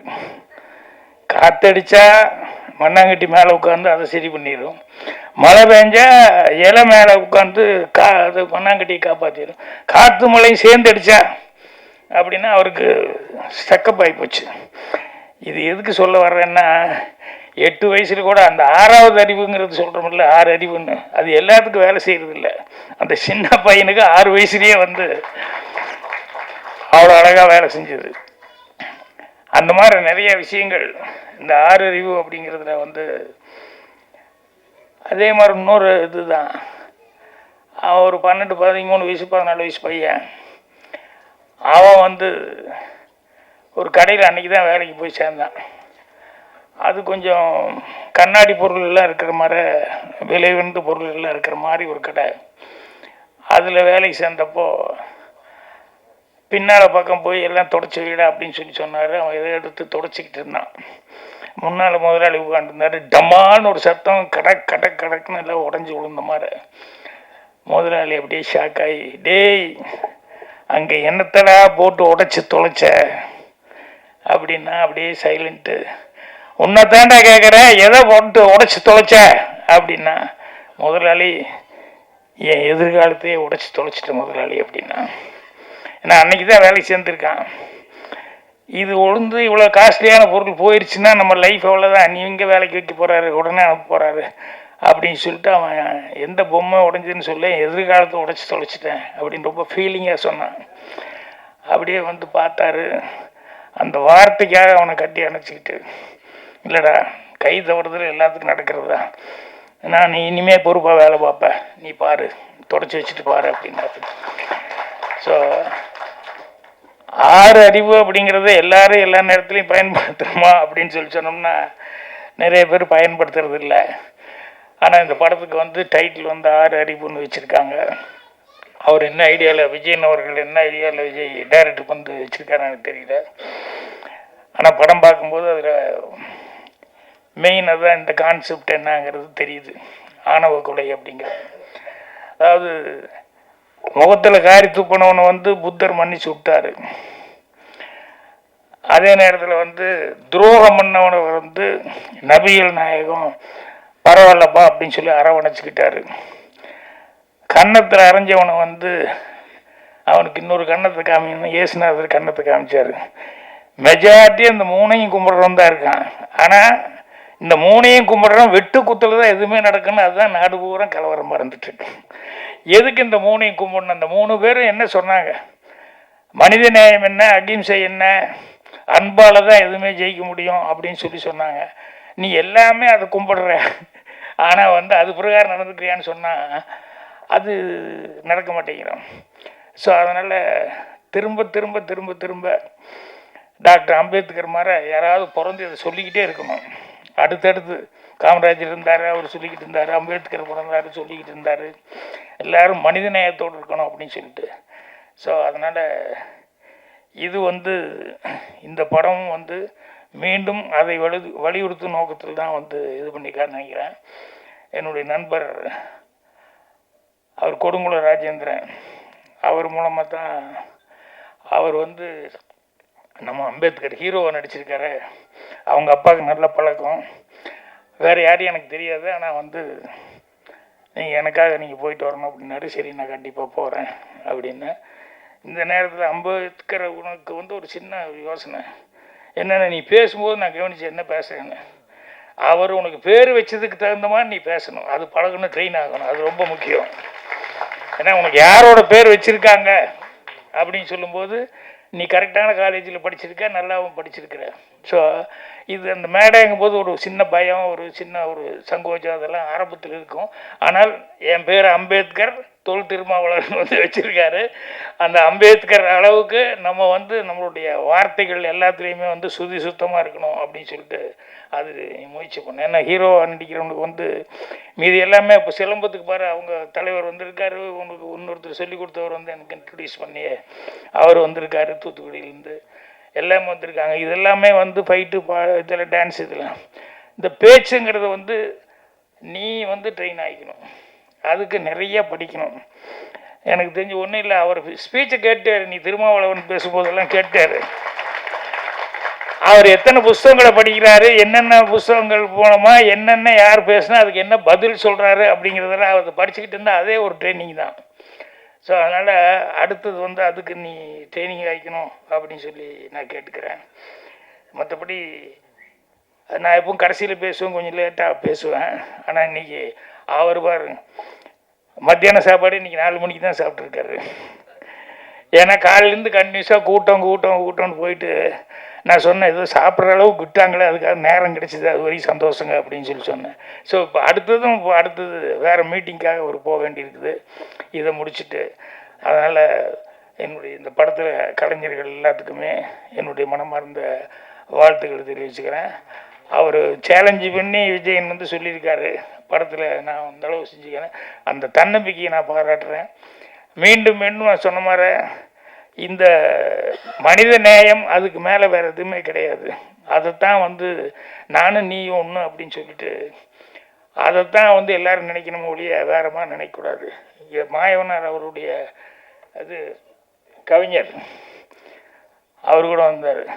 நான் கூட கிழக்க பூண்டியில் ஒரு சின்ன சுச்சுவேஷன் சாங்கு அது வந்து யோ நீ திடீர்னு ஒரு பாட்டுன்னு எங்கேயா யாரையா போய் எழுத சொல்கிறது அப்படி இப்படின்னு சொல்லி டைரக்டர் சொன்னார். அந்த இடத்துல பாட்டு வச்சா நல்லா இருக்குன்னு நான் தான் சொன்னேன். கதிர் இருக்கும்போது திருடிட்டு போகிறாங்க, இவன் பாட்டில் ரொம்ப ஆர்வமாக இருக்கிறான், அதனால் இவன் பாட்டு பாடிட்டு இருக்கான், அவனை உசி போட்டு பாட்டு பாடிட்டு இருக்கான், அந்த கேப்பில் அறுத்துட்டு போகிறாங்க அப்படின்னு.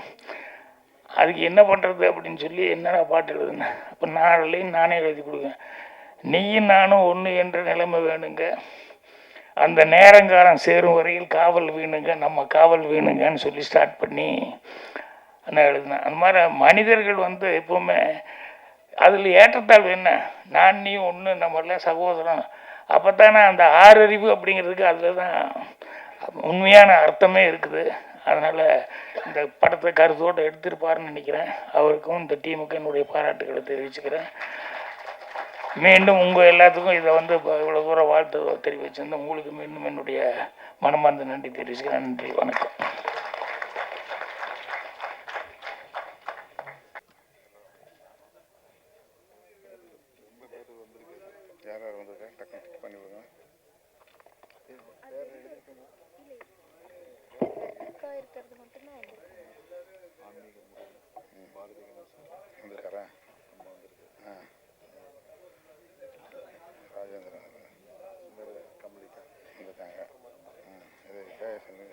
சுதாகரன் சுதர்ஷன் வெளியே கீழே உட்காந்துருக்காருல சார், ஜாசன் முருகேசன் இவங்களாம் வரல.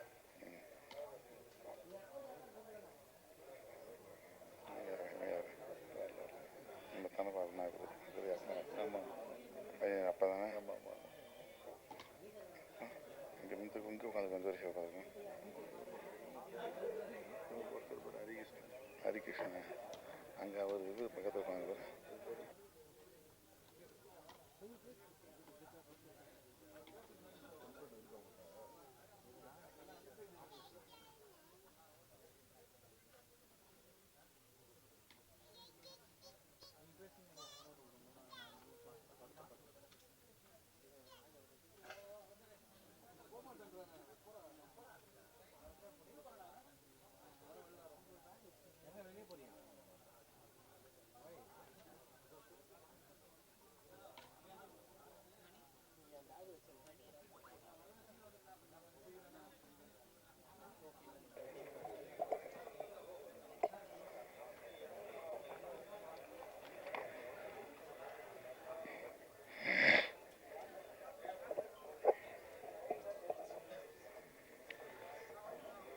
இயக்குனர் சிஎம் விஜய் அவர்களின் ஆறறிவு திரைப்படத்தின்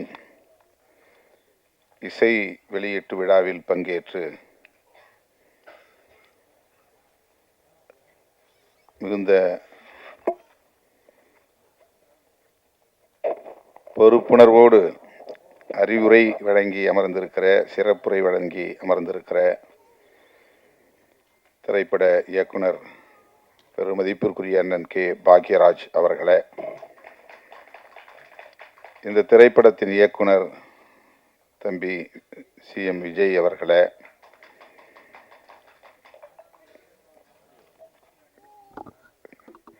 கதை நாயகன் தம்பி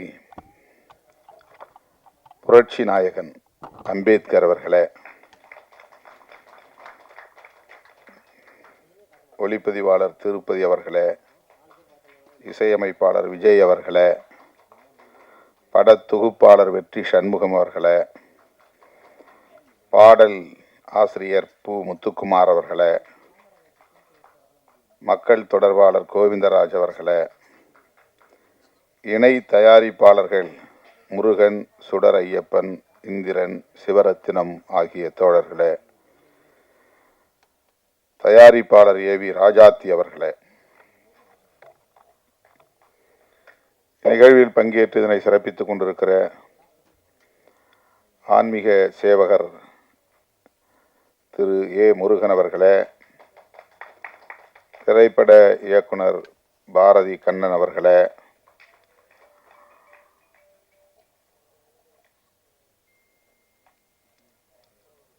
தென்காசி சிலம்பம் திரு சுதர்ஷன் ஆசான் அவர்களே,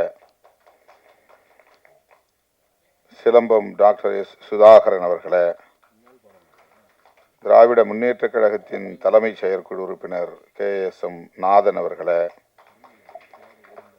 தமிழ்நாடு காங்கிரஸ் கட்சியின் மாநில செயலாளர் பெருந்தலைவர் காமராஜர் அவர்களின் பெயர்த்தி கமலிகா காமராஜ் அவர்களே,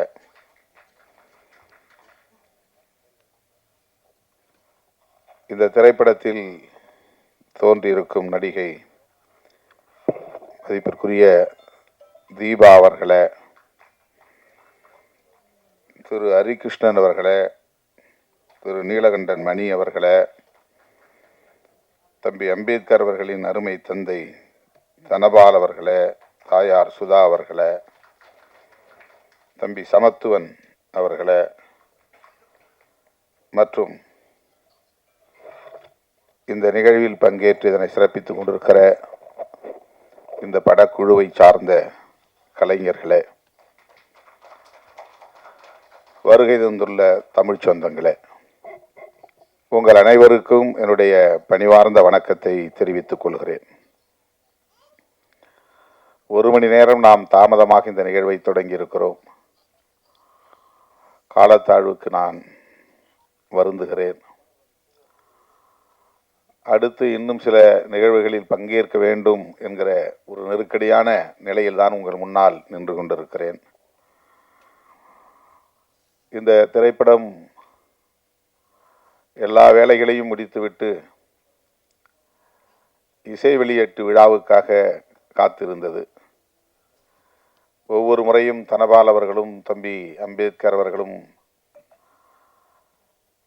இந்த இசை வெளியீட்டு விழாவுக்கு நீங்கள் தேதி ஒதுக்க வேண்டும் என்று இயக்குனரோடு வந்து அழுத்தம் கொடுத்தார்கள். எனக்கு நேரம் ஒதுக்க இயலவில்லை. கடைசியாக அவர்களே ஒரு தேதியை, இந்த தேதியை முடிவு செய்து கட்டாயம் வந்தாக வேண்டும், இனி காலம் தாழ்த்த முடியாது என்று ஒரு நிர்பந்தத்தில் முடிவு செய்யப்பட்டது. இவ்வளவு சிறப்பாக இது நடந்தேறும் என்று நான் எதிர்பார்க்கவில்லை. மிகச் சிறப்பாக இது நடந்து கொண்டிருக்கிறது. இந்த நிகழ்வை நம்முடைய இயக்குனர் திலகம் புரட்சி தலைவர் எம்ஜிஆர் அவர்களின் கலை உலக வாரிசு திரைக்கதை வித்தகர் இயக்குனர் பாக்கியராஜ் அவர்கள் பங்கேற்று இந்நிகழ்வையும் சிறப்பித்திருக்கிறார். இந்த திரைப்படத்திற்கும் பெருமை சேர்த்திருக்கிறார். திரைப்பட கதாநாயகன் அம்பேத்கருக்கும் மனப்பூர்வமான வாழ்த்துக்களை வழங்கியிருக்கிறார். அவரோடு நான் இந்த நிகழ்விலே பங்கேற்றதில் மகிழ்ச்சி அடைகிறேன். தீபா அவர்கள் சொன்னதைப் போல நாம் எல்லோரும் 70களில் 80களில் அவருடைய திரைப்படங்களை பார்ப்பதற்கு, அவருடைய திரைக்கதை அமைப்பை கண்டு வியப்பதற்கு, அவருடைய உரையாடல்களை ரசிப்பதற்கு போட்டி போட்டுக்கொண்டு திரையரங்குகளுக்கு ஓடிய காலம் அந்த காலம்.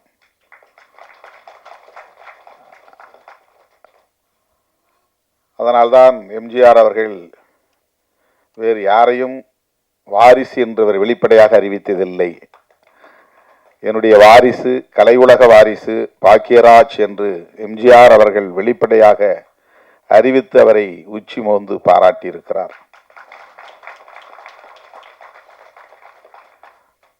அவருடைய வாழ்த்துக்களையும் பாராட்டுக்களையும் பெறுவதற்கு தமிழ் மக்களின் பேராதரவு மிக முக்கியமான காரணம். அந்த அளவுக்கு தமிழ் மக்களின் நெஞ்சத்தை அள்ளியவர் நம்முடைய இயக்குனர் பாக்யராஜ் அவர்கள். அவருக்கென்று ஒரு தனி வழி, தனி பாணி, திரைக்கதை அமைப்பதென்றால் அதற்கு பாக்யராஜ் அவர்கள்தான் ஒரே அடையாளம், சான்று என்று சொல்லக்கூடிய அளவுக்கு அதில் மிகப்பெரிய சாதனையாளராக விளங்கியவர்.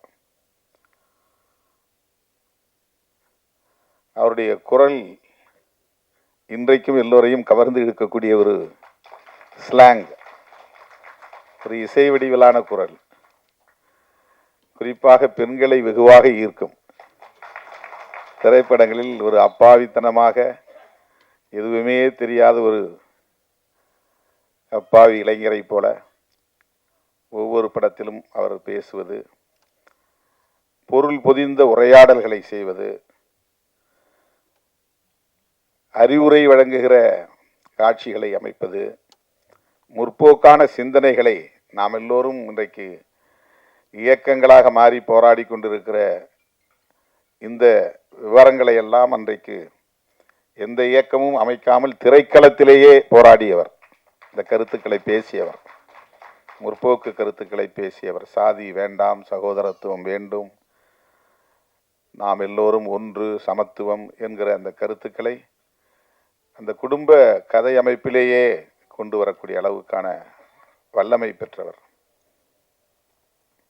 இன்றைக்கும் அதே நிலைப்பாட்டில் உறுதியாக இருக்கிறார். அவருடைய தோற்றம் கூட இன்னும் மாறவில்லை. அப்படியே இளமை ஊஞ்சலாடுகிறது என்று சொல்லக்கூடிய அளவுக்கு அதை அப்படியே அவர் மெயின்டைன் செய்கிறார். அந்த குரல், அந்த கருத்து, அந்த பார்வை அனைத்தும் இந்த தலைமுறையையும் கவரக்கூடிய வகையிலே அமைந்திருக்கிறது. அந்த வகையிலே அவர் இந்த நிகழ்வில் பங்கேற்றது நமக்கு அனைவருக்கும் பெருமை, மகிழ்ச்சி. அவர் சொன்னதைப் போல இயக்குனர் விஜய் அவர்களும் தம்பி கதாநாயகன் அம்பேத்கர் அவர்களும் தங்களை செம்மைப்படுத்திக் கொள்ள, செழுமைப்படுத்திக் கொள்ள, பக்குவப்படுத்திக் கொள்ள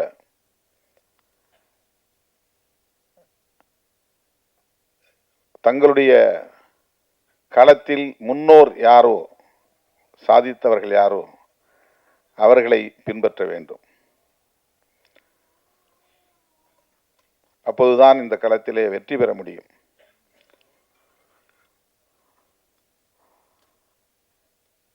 அவர் மிக சுருக்கம், நேரத்தின் அருமை கருதி சுருக்கமாக சொன்னார். ஆனால் அதில் மிக ஆழமான கருத்துக்கள் அடங்கி இருக்கின்றன.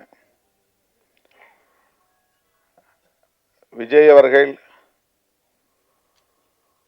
இந்த திரைப்படத்திற்கு 6 அறிவு என்று பெயர் சூட்டியிருக்கிறார். அதற்கான விளக்கத்தை அவர் நமக்கு முழுதாக வழங்கவில்லை. 2 கேள்விகளை நான் எழுப்புவேன், அதற்கு நீங்கள் விடை சொல்லுங்கள் பார்ப்போம் என்று ஒரு புதிரோடு முடித்திருக்கிறார். ஆனால் கேள்வியை நம் முன்னால் வைக்கவில்லை. இந்த கேள்விகள் ஒருவேளை திரைப்படத்தில் நாம் பார்த்தால்தான் தெரியும் என்று கருதுகிறேன். ஆனால் அந்த 6 அறிவு, 6வது அறிவு எத்தகைய வலிமை மிக்கது என்பதை இயக்குனர் பாக்யராஜ் அவர்கள் இங்கே 2 உவமைகள் மூலம், சிறுகதைகள் மூலம், கதையாடல்களின் மூலம் நமக்கு எடுத்துரைத்தார். அது எவ்வளவு பேர் கவனித்தீர்கள் என்று நான் கருதவில்லை, தெரியவில்லை. என்னுடைய எதிர்காலத்தையே உடைத்து விட்டேன் என்று ஒருவன் சொல்லுகிறான். அவன் வேலை செய்கிற கடையில் விலை உயர்ந்த ஒரு பொருளை அவன் உருட்டி உடைத்து விட்டான். இந்த பொருள் உடைந்து விட்டது என்று சொல்லி அவன் பதறவில்லை. அவன் ஒரு ஜட்ஜ்மெண்ட்டுக்கே வந்துட்டான்.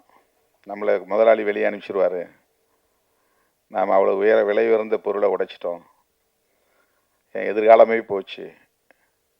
அவ்வளவு விரைவாக அவன் சிந்திக்கிற ஆற்றல், அவனுடைய எதிர்காலத்தை பற்றிய கவலை, இந்த சிந்தனை ஆற்றல் என்பதுதான் 6வது அறிவு, 6ஆம் அறிவு. மற்ற 5 அறிவு என்ன? புலனறிவு. மெய், வாய், கண், மூக்கு, செவி, இதுதான் நம்முடைய உடல். மெய் என்பது உடம்பு. மொத்த கழுத்திலிருந்து பாதம் வரையில் இருக்கிற பாகத்திற்கு பெயர் மெய். தலையிலே மற்ற 4 புலன்கள் இருக்கின்றன. வாய், கண், மூக்கு, செவி. இந்த 4 புலன்களும் தலையில் உள்ளன. தலை இல்லாத மற்ற பகுதியை நாம் முண்டம் என்கிறோம். அது ஒட்டுமொத்தமாக மெய் என்று, உடம்பு என்று அழைக்கப்படுகிறது. இந்த 5ம் ஒவ்வொரு அறிவை நமக்கு தருகிறது. உடம்பு தொடுதல் அறிவை தருகிறது. வாய் சுவை அறிவை தருகிறது. நாக்கு. விழி பார்க்கிற அறிவை, காட்சியை நமக்கு புலப்படுத்துகிறது. செவி கேட்பதன் மூலம் என்ன கேட்கிறோம் என்பதை நமக்கு சொல்லி தருகிறது. எதை செய்ய வேண்டும், எதை செய்யக்கூடாது என்பதையெல்லாம் நாம் கேட்டு தெரிந்து கொள்கிறோம். மூக்கு வாசனையை முகர்ந்து பார்க்கிற அந்த அறிவை, வாசனையை நமக்கு கற்றுத்தருகிறது. இப்படி இது புலனறிவு. இந்த புலனறிவுகள் 5ம் தொகுக்க பெற்று அதிலிருந்து கற்றுக்கொள்ளுகிற அறிவுதான் 6வது அறிவு. புலனறிவு உணர்ச்சி வயப்படும். 6வது அறிவு பக்குவத்தை தரும். புலனறிவு 5ம் உணர்ச்சிகளோடு தொடர்புடையது. நம்ம ஆத்திரப்படுறோம் ஒரு விஷயத்தை கேட்ட உடனே, உன்னை பற்றி இப்படி சொன்னான் அப்படின்னு சொன்ன உடனே டென்ஷன். அவன் சொன்னது உண்மையா பொய்யா, இவனே இட்டுக்கட்டி பேசுகிறானா, இவனுக்கு ஒரு நோக்கம் இருக்கா, அப்படி சொல்லியிருக்க வாய்ப்பு இருக்கா, அவன் அது மாதிரியான ஆடலானா அப்படிலாம் நம்ம பார்க்க மாட்டோம். காது கேட்ட உடனே ஆத்திரம் வந்துடும். அது எமோஷன். ஆத்திரமும் ஒரு எமோஷன் தான். விஜய் சொன்னது மாதிரி அன்பு ஒரு எமோஷன்னா ஆத்திரமும் ஒரு எமோஷன் தான், ஆங்கர். புலன் உணர்வு என்பது அப்படியே வெளிப்படுவது, உடனடியாக எதிர்வினையாற்றுவது. இந்த புலன் உணர்வுகளை, புலன் அறிவை உள்வாங்கிக் கொண்டு அதில் எது சரி, எது தவறு, எது உண்மை, எது பொய், எது நல்லது, எது கெட்டது, எது இப்போதைக்கு வெளிப்படுத்த வேண்டியது, எது எப்போது வெளிப்படுத்தப்பட வேண்டியது, எதை எப்படி வெளிப்படுத்துவது, எதை யார் முன்னால் வெளிப்படுத்துவது, எதை மறைத்து வைக்க வேண்டும், எதை மறைக்காமல் சொல்ல வேண்டும் என்பனவற்றையெல்லாம் உணர்ந்து தொகுத்து வடிகட்டி அதன் அடிப்படையில் வெளிப்படுத்துகிற ஒரு அறிவுதான் 6வது அறிவு. 6 அறிவு. என் சாதி பொண்ணு இன்னொரு சாதிக்காரன் விரும்புகிறான். சாதி கலப்பு ஏற்பட்டால் என்ன ஆகிறது, என் தகுதி என்ன, அவன் தகுதி என்ன அப்படின்ன உடனே அவனுக்கு ஆத்திரம். அவனுக்கு எந்த தகுதியும் இல்லை, அவனை அழித்து ஒழிக்கணும், அவனை வெட்டி சாய்க்கணும். இல்லைன்னா எனக்கு அது குடும்ப கௌரவம் போயிடும், சாதி கௌரவம் போயிடும். இந்த உணர்ச்சி மட்டுமே திணிக்கப்பட்ட நிலையில் அதில் மட்டுமே இருக்கிறவன் பின் விளைவுகளை பற்றி கவலைப்படுறதில்லை. இப்படி ஒரு கொலை நடந்தால் அதுக்கு பிறகு சட்டம் வரும், காவல்துறை வரும், கைது செய்வார்கள், சிறைக்கு போக வேண்டி வரும், ஆயுள் தண்டனையே கிடைக்கலாம் அல்லது மரண தண்டனையே கிடைக்கலாம். நம்முடைய குடும்பம் சிதறி போகும், நம்முடைய மனைவி நடுத்தெருவிலே நிற்பாள், நம்முடைய பிள்ளைகள் நடுத்தெருவிலே நிற்பார்கள், அவர்களை கவனிக்க ஆள் இல்லாமல் போய்விடுவார்கள், நம்முடைய ஒட்டுமொத்த குடும்பமே சிதறி போகுமே என்றெல்லாம் சிந்திக்க அவனுக்கு இடம் தராது. வெறும் புலனறிவு, 6ஆம் அறிவு இல்லை. தன்னை சுற்றி 360 டிகிரியிலும் கண்காணிக்கிறவர்கள் இருக்கிறார்கள், கேமராக்கள் இருக்கின்றன, அரசு இருக்கிறது, சட்டம் இருக்கிறது. நாம் விரும்பினாலும் விரும்பாவிட்டாலும் சட்டம் தன் கடமையை செய்யும். அதிலிருந்து தப்ப முடியாது. அமைதியான குடும்பம் சிதறி போகும். இதையெல்லாம் சிந்திக்க மூளைக்கு நேரம் கொடுப்பதில்லை. சிந்திக்கிற ஆற்றல் எல்லா மனுஷனுக்கும் உண்டு. அதனால தான் எல்லாருக்குமே மூளை இருக்கிறது. ஆனால் சிந்திக்க நாம் மூளைக்கு வாய்ப்பு தருவதில்லை, உணர்ச்சிக்கு வாய்ப்பை தந்து விடுகிறோம்.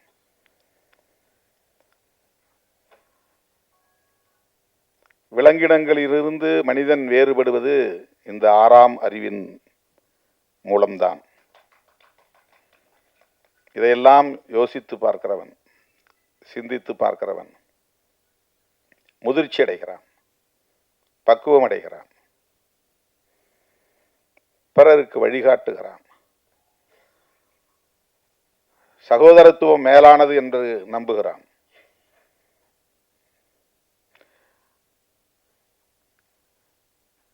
ஜாதி ஜாதி ஜாதி என்பது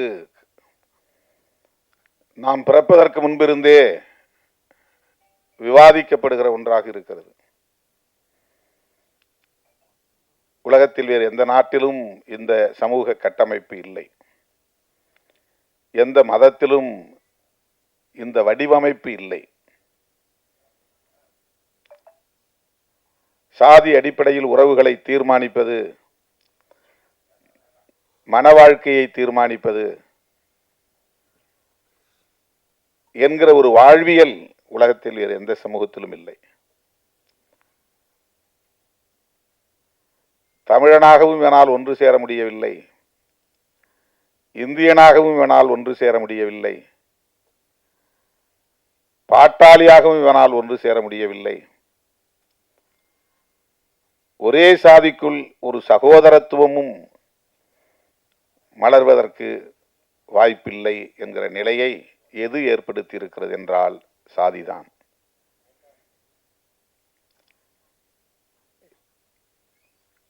வள்ளுவ பெருந்தகைக்கு முன்னாலேயே சாதி கூடாது என்கிற கருத்தை இந்த மண்ணில் விதைத்தவர் கௌதம புத்தர். அவர் சொன்னதுதான் சுதந்திரம், சமத்துவம், சகோதரத்துவம் என்கிற உயரிய கோட்பாடுகள். நாம யாரும் புதுசா ஒன்றும் கண்டுபிடிக்கல. புரட்சியாளர் அம்பேத்கர் சொல்லுகிற இந்த கோட்பாடு 2000 ஆண்டுகளுக்கு முன்னால் ஐயன் திருவள்ளுவன் சொல்லி இருக்கிறான். ஐயன் திருவள்ளுவன் சொல்லி இருக்கிற இந்த கருத்தியலை 2500 ஆண்டுகளுக்கு முன்னால் கௌதம புத்தர் சொல்லி இருக்கிறார். கௌதம புத்தர் சுயம்புவாக சொன்னாரா என்றால் அப்படி சொல்ல முடியாது. அவருக்கு முன்னால் அவருடைய முன்னோர் இதை பேசியிருக்கிறார்கள், சொல்லி இருக்கிறார்கள் என்பதுதான் நாம் உணர வேண்டிய உண்மை. இப்படித்தான் அறிவு வளர்ச்சி என்பது உருவாகி இருக்கிறது, பரிணாமம் அடைந்திருக்கிறது. ஆகவே சாதி ஆணவ கொலைகளுக்கு காரணமாக இருக்கிறது என்பதை இன்றைக்கு விஜய் சிஎம் விஜய்ன்னு சொன்னா அது வேற மாதிரி பொருளாயிருது. அதனால தான் கேட்டேன், உங்களுக்கு ஏன் சிஎம்னு பேர் வந்துச்சுன்னா, செட்டிக்குளம் அவங்க ஊர் பேர் ஏதோ செட்டிநாடு ஏதோ சொன்னார். அப்பா பேரு முத்தும் பெருமாள்னாரு. இப்போ மு விஜய்னு போடலாமே அப்படின்னு எனக்கு தோணுச்சு. இப்போ சிஎம் விஜய்னா திருமாவளவனே சொல்லிட்டாருங்கிற மாதிரி ஆயிரும்.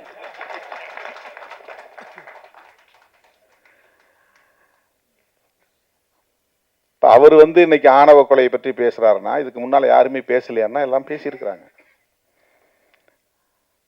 நம்முடைய இயக்குனர் அண்ணன் பாக்கியராஜ் அவர்கள் படங்களில் ஏராளமாக இந்த சாதி பிரச்சனைகள் விவாதிக்கப்பட்டு இருக்கிறது. அவர் படங்களை திருப்பி போட்டு பாருங்க. அவர் கதையில அண்ணன் எடுத்த உடனே முருங்கைக்காயினார். அவருக்கு மனசில் நிக்கிறது முருங்கைக்காய் தான்.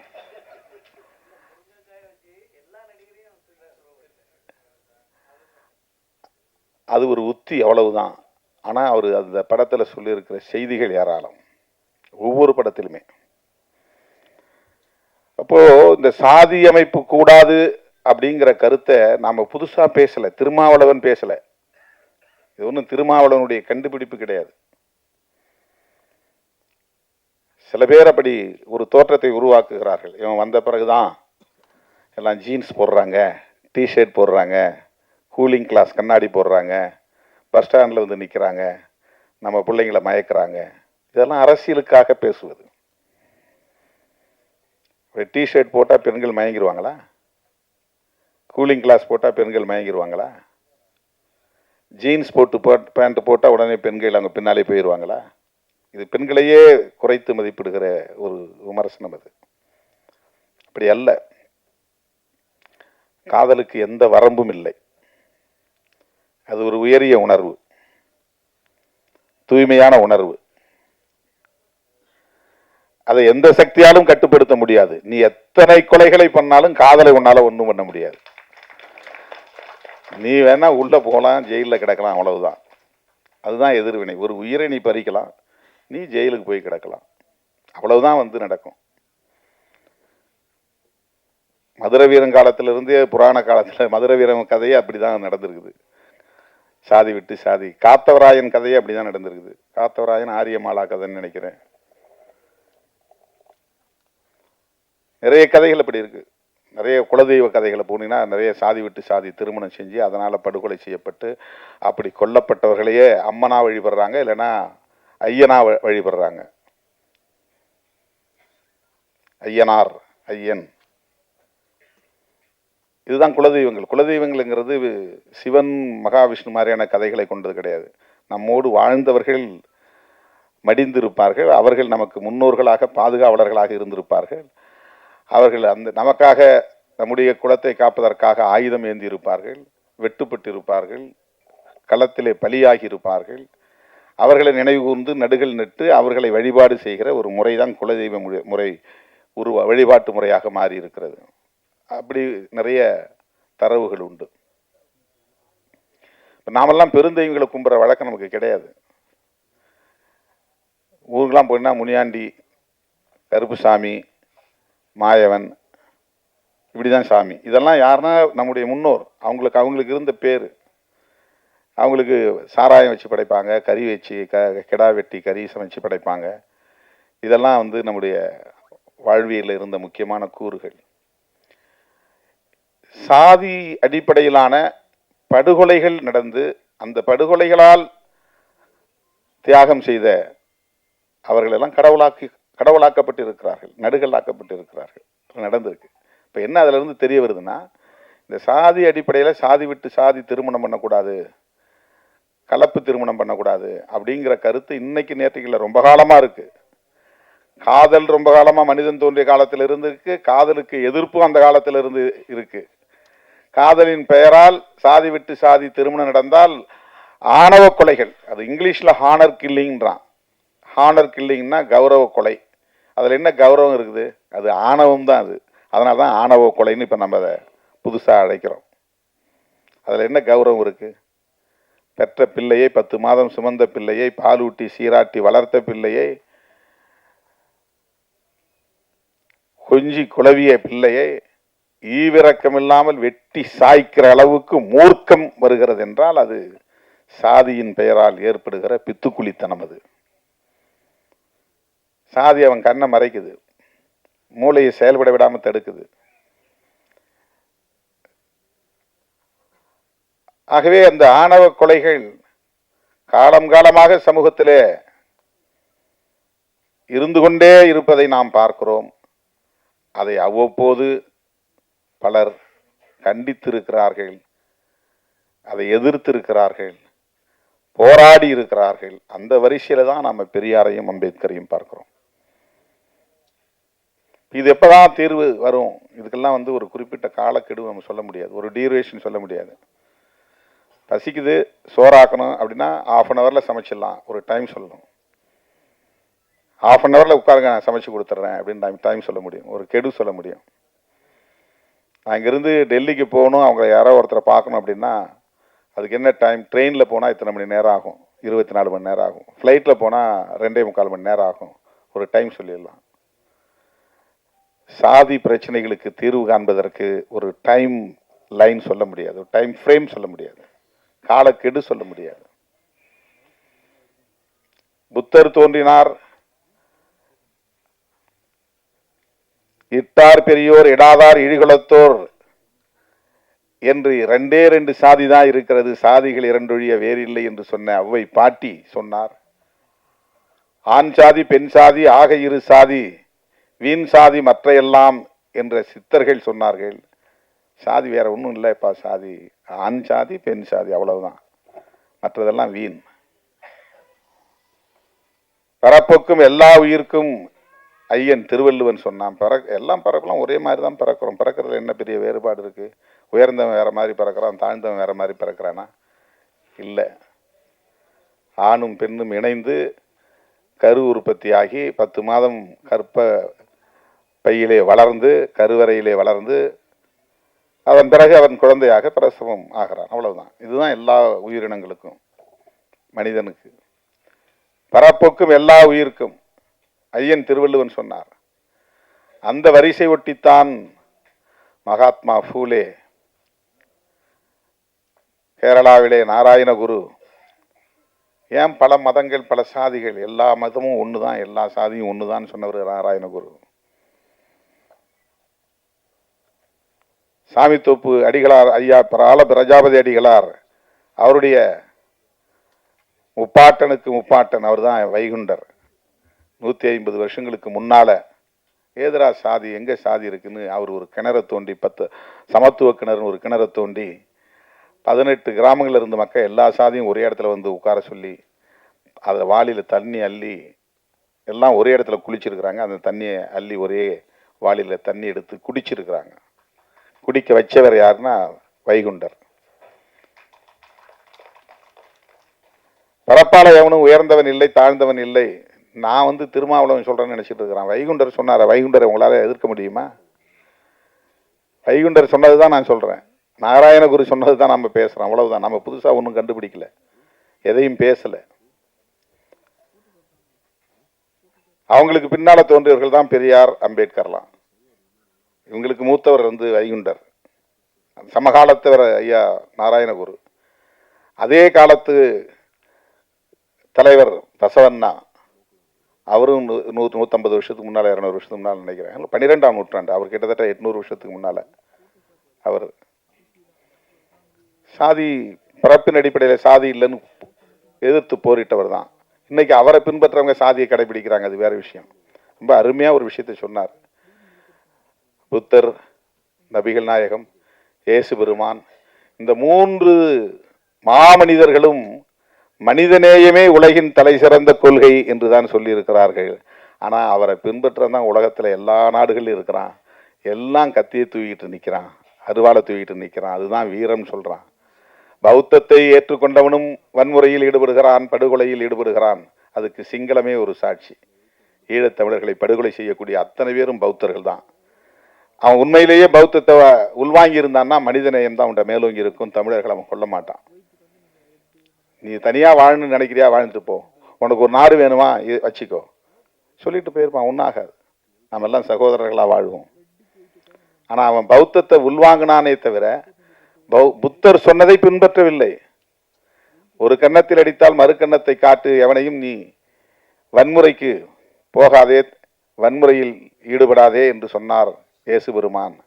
ஆனா கிறிஸ்தவ நாடுகள், பல நாடுகளில் எவ்வளவு சிலுவை போர், எவ்வளவு பெரிய யுத்தங்கள்லாம் நடந்திருக்குது, எவ்வளவு லட்சக்கணக்கான மக்கள் கொல்லப்பட்டு இருக்கிறார்கள் இயேசுவின் பெயரால்.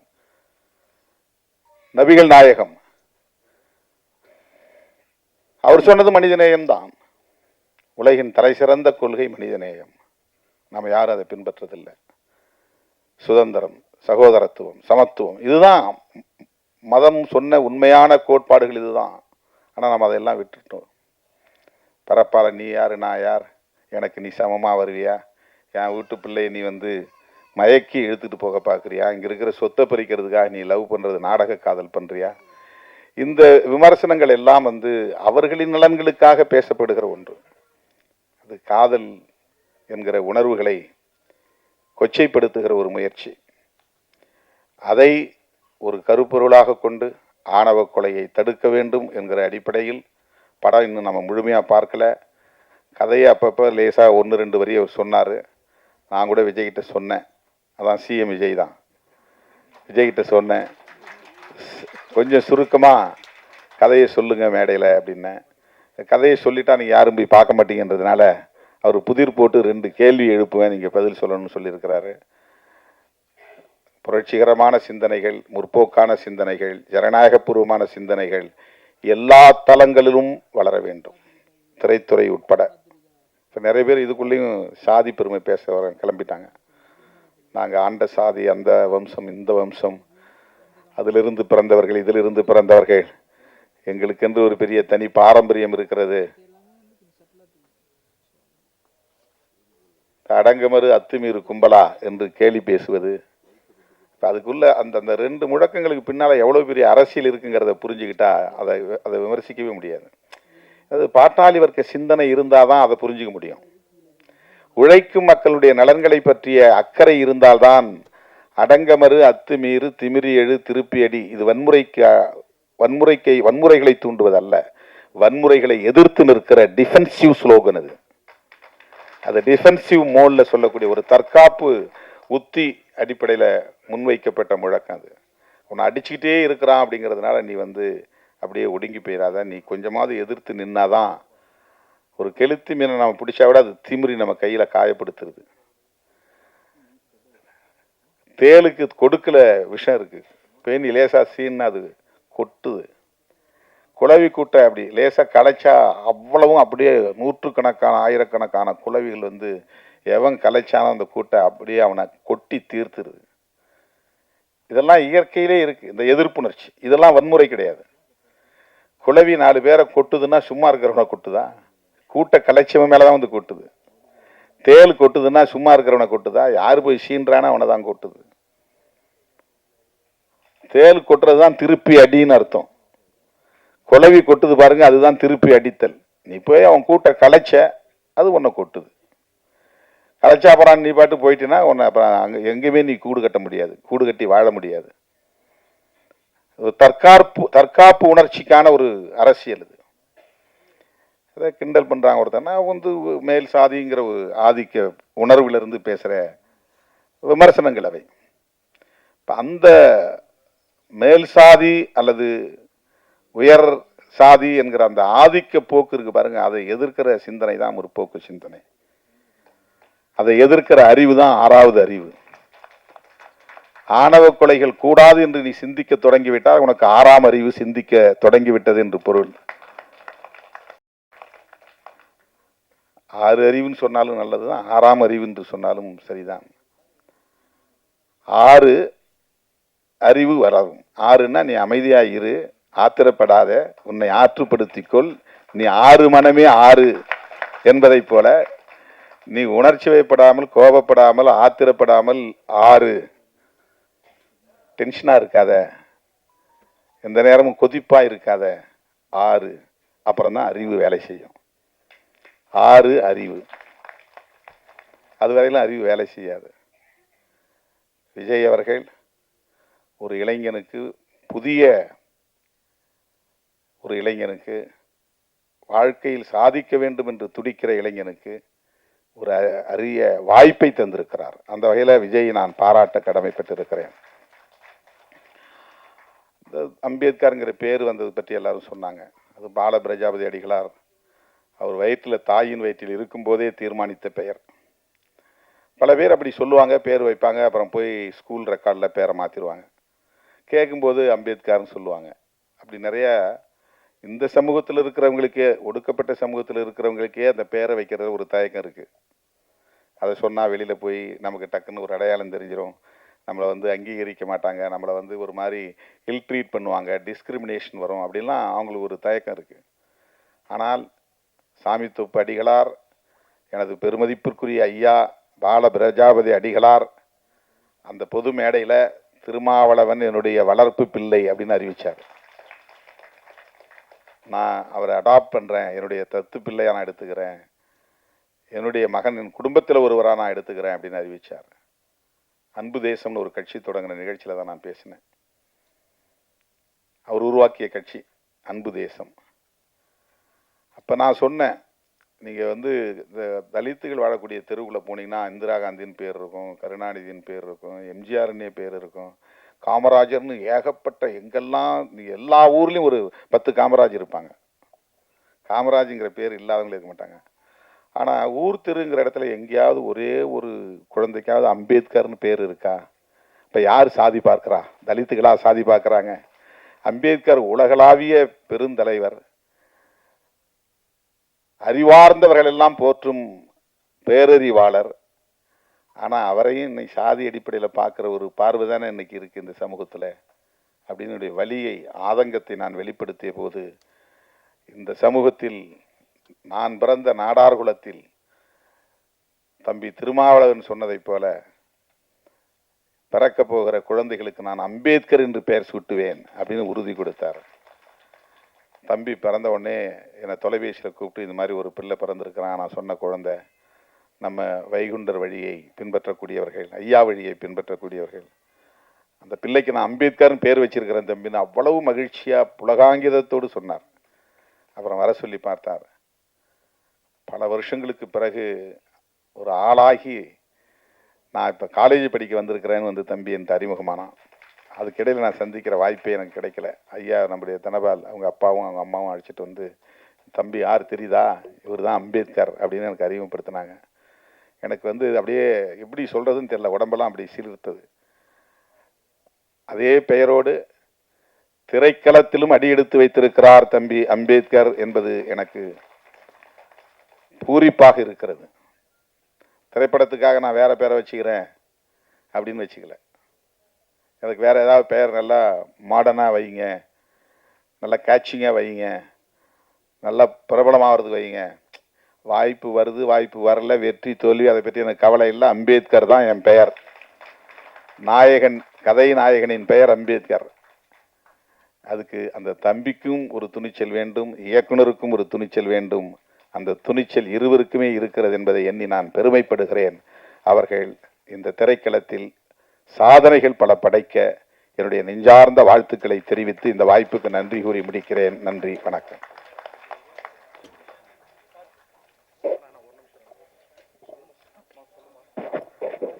ஓகே.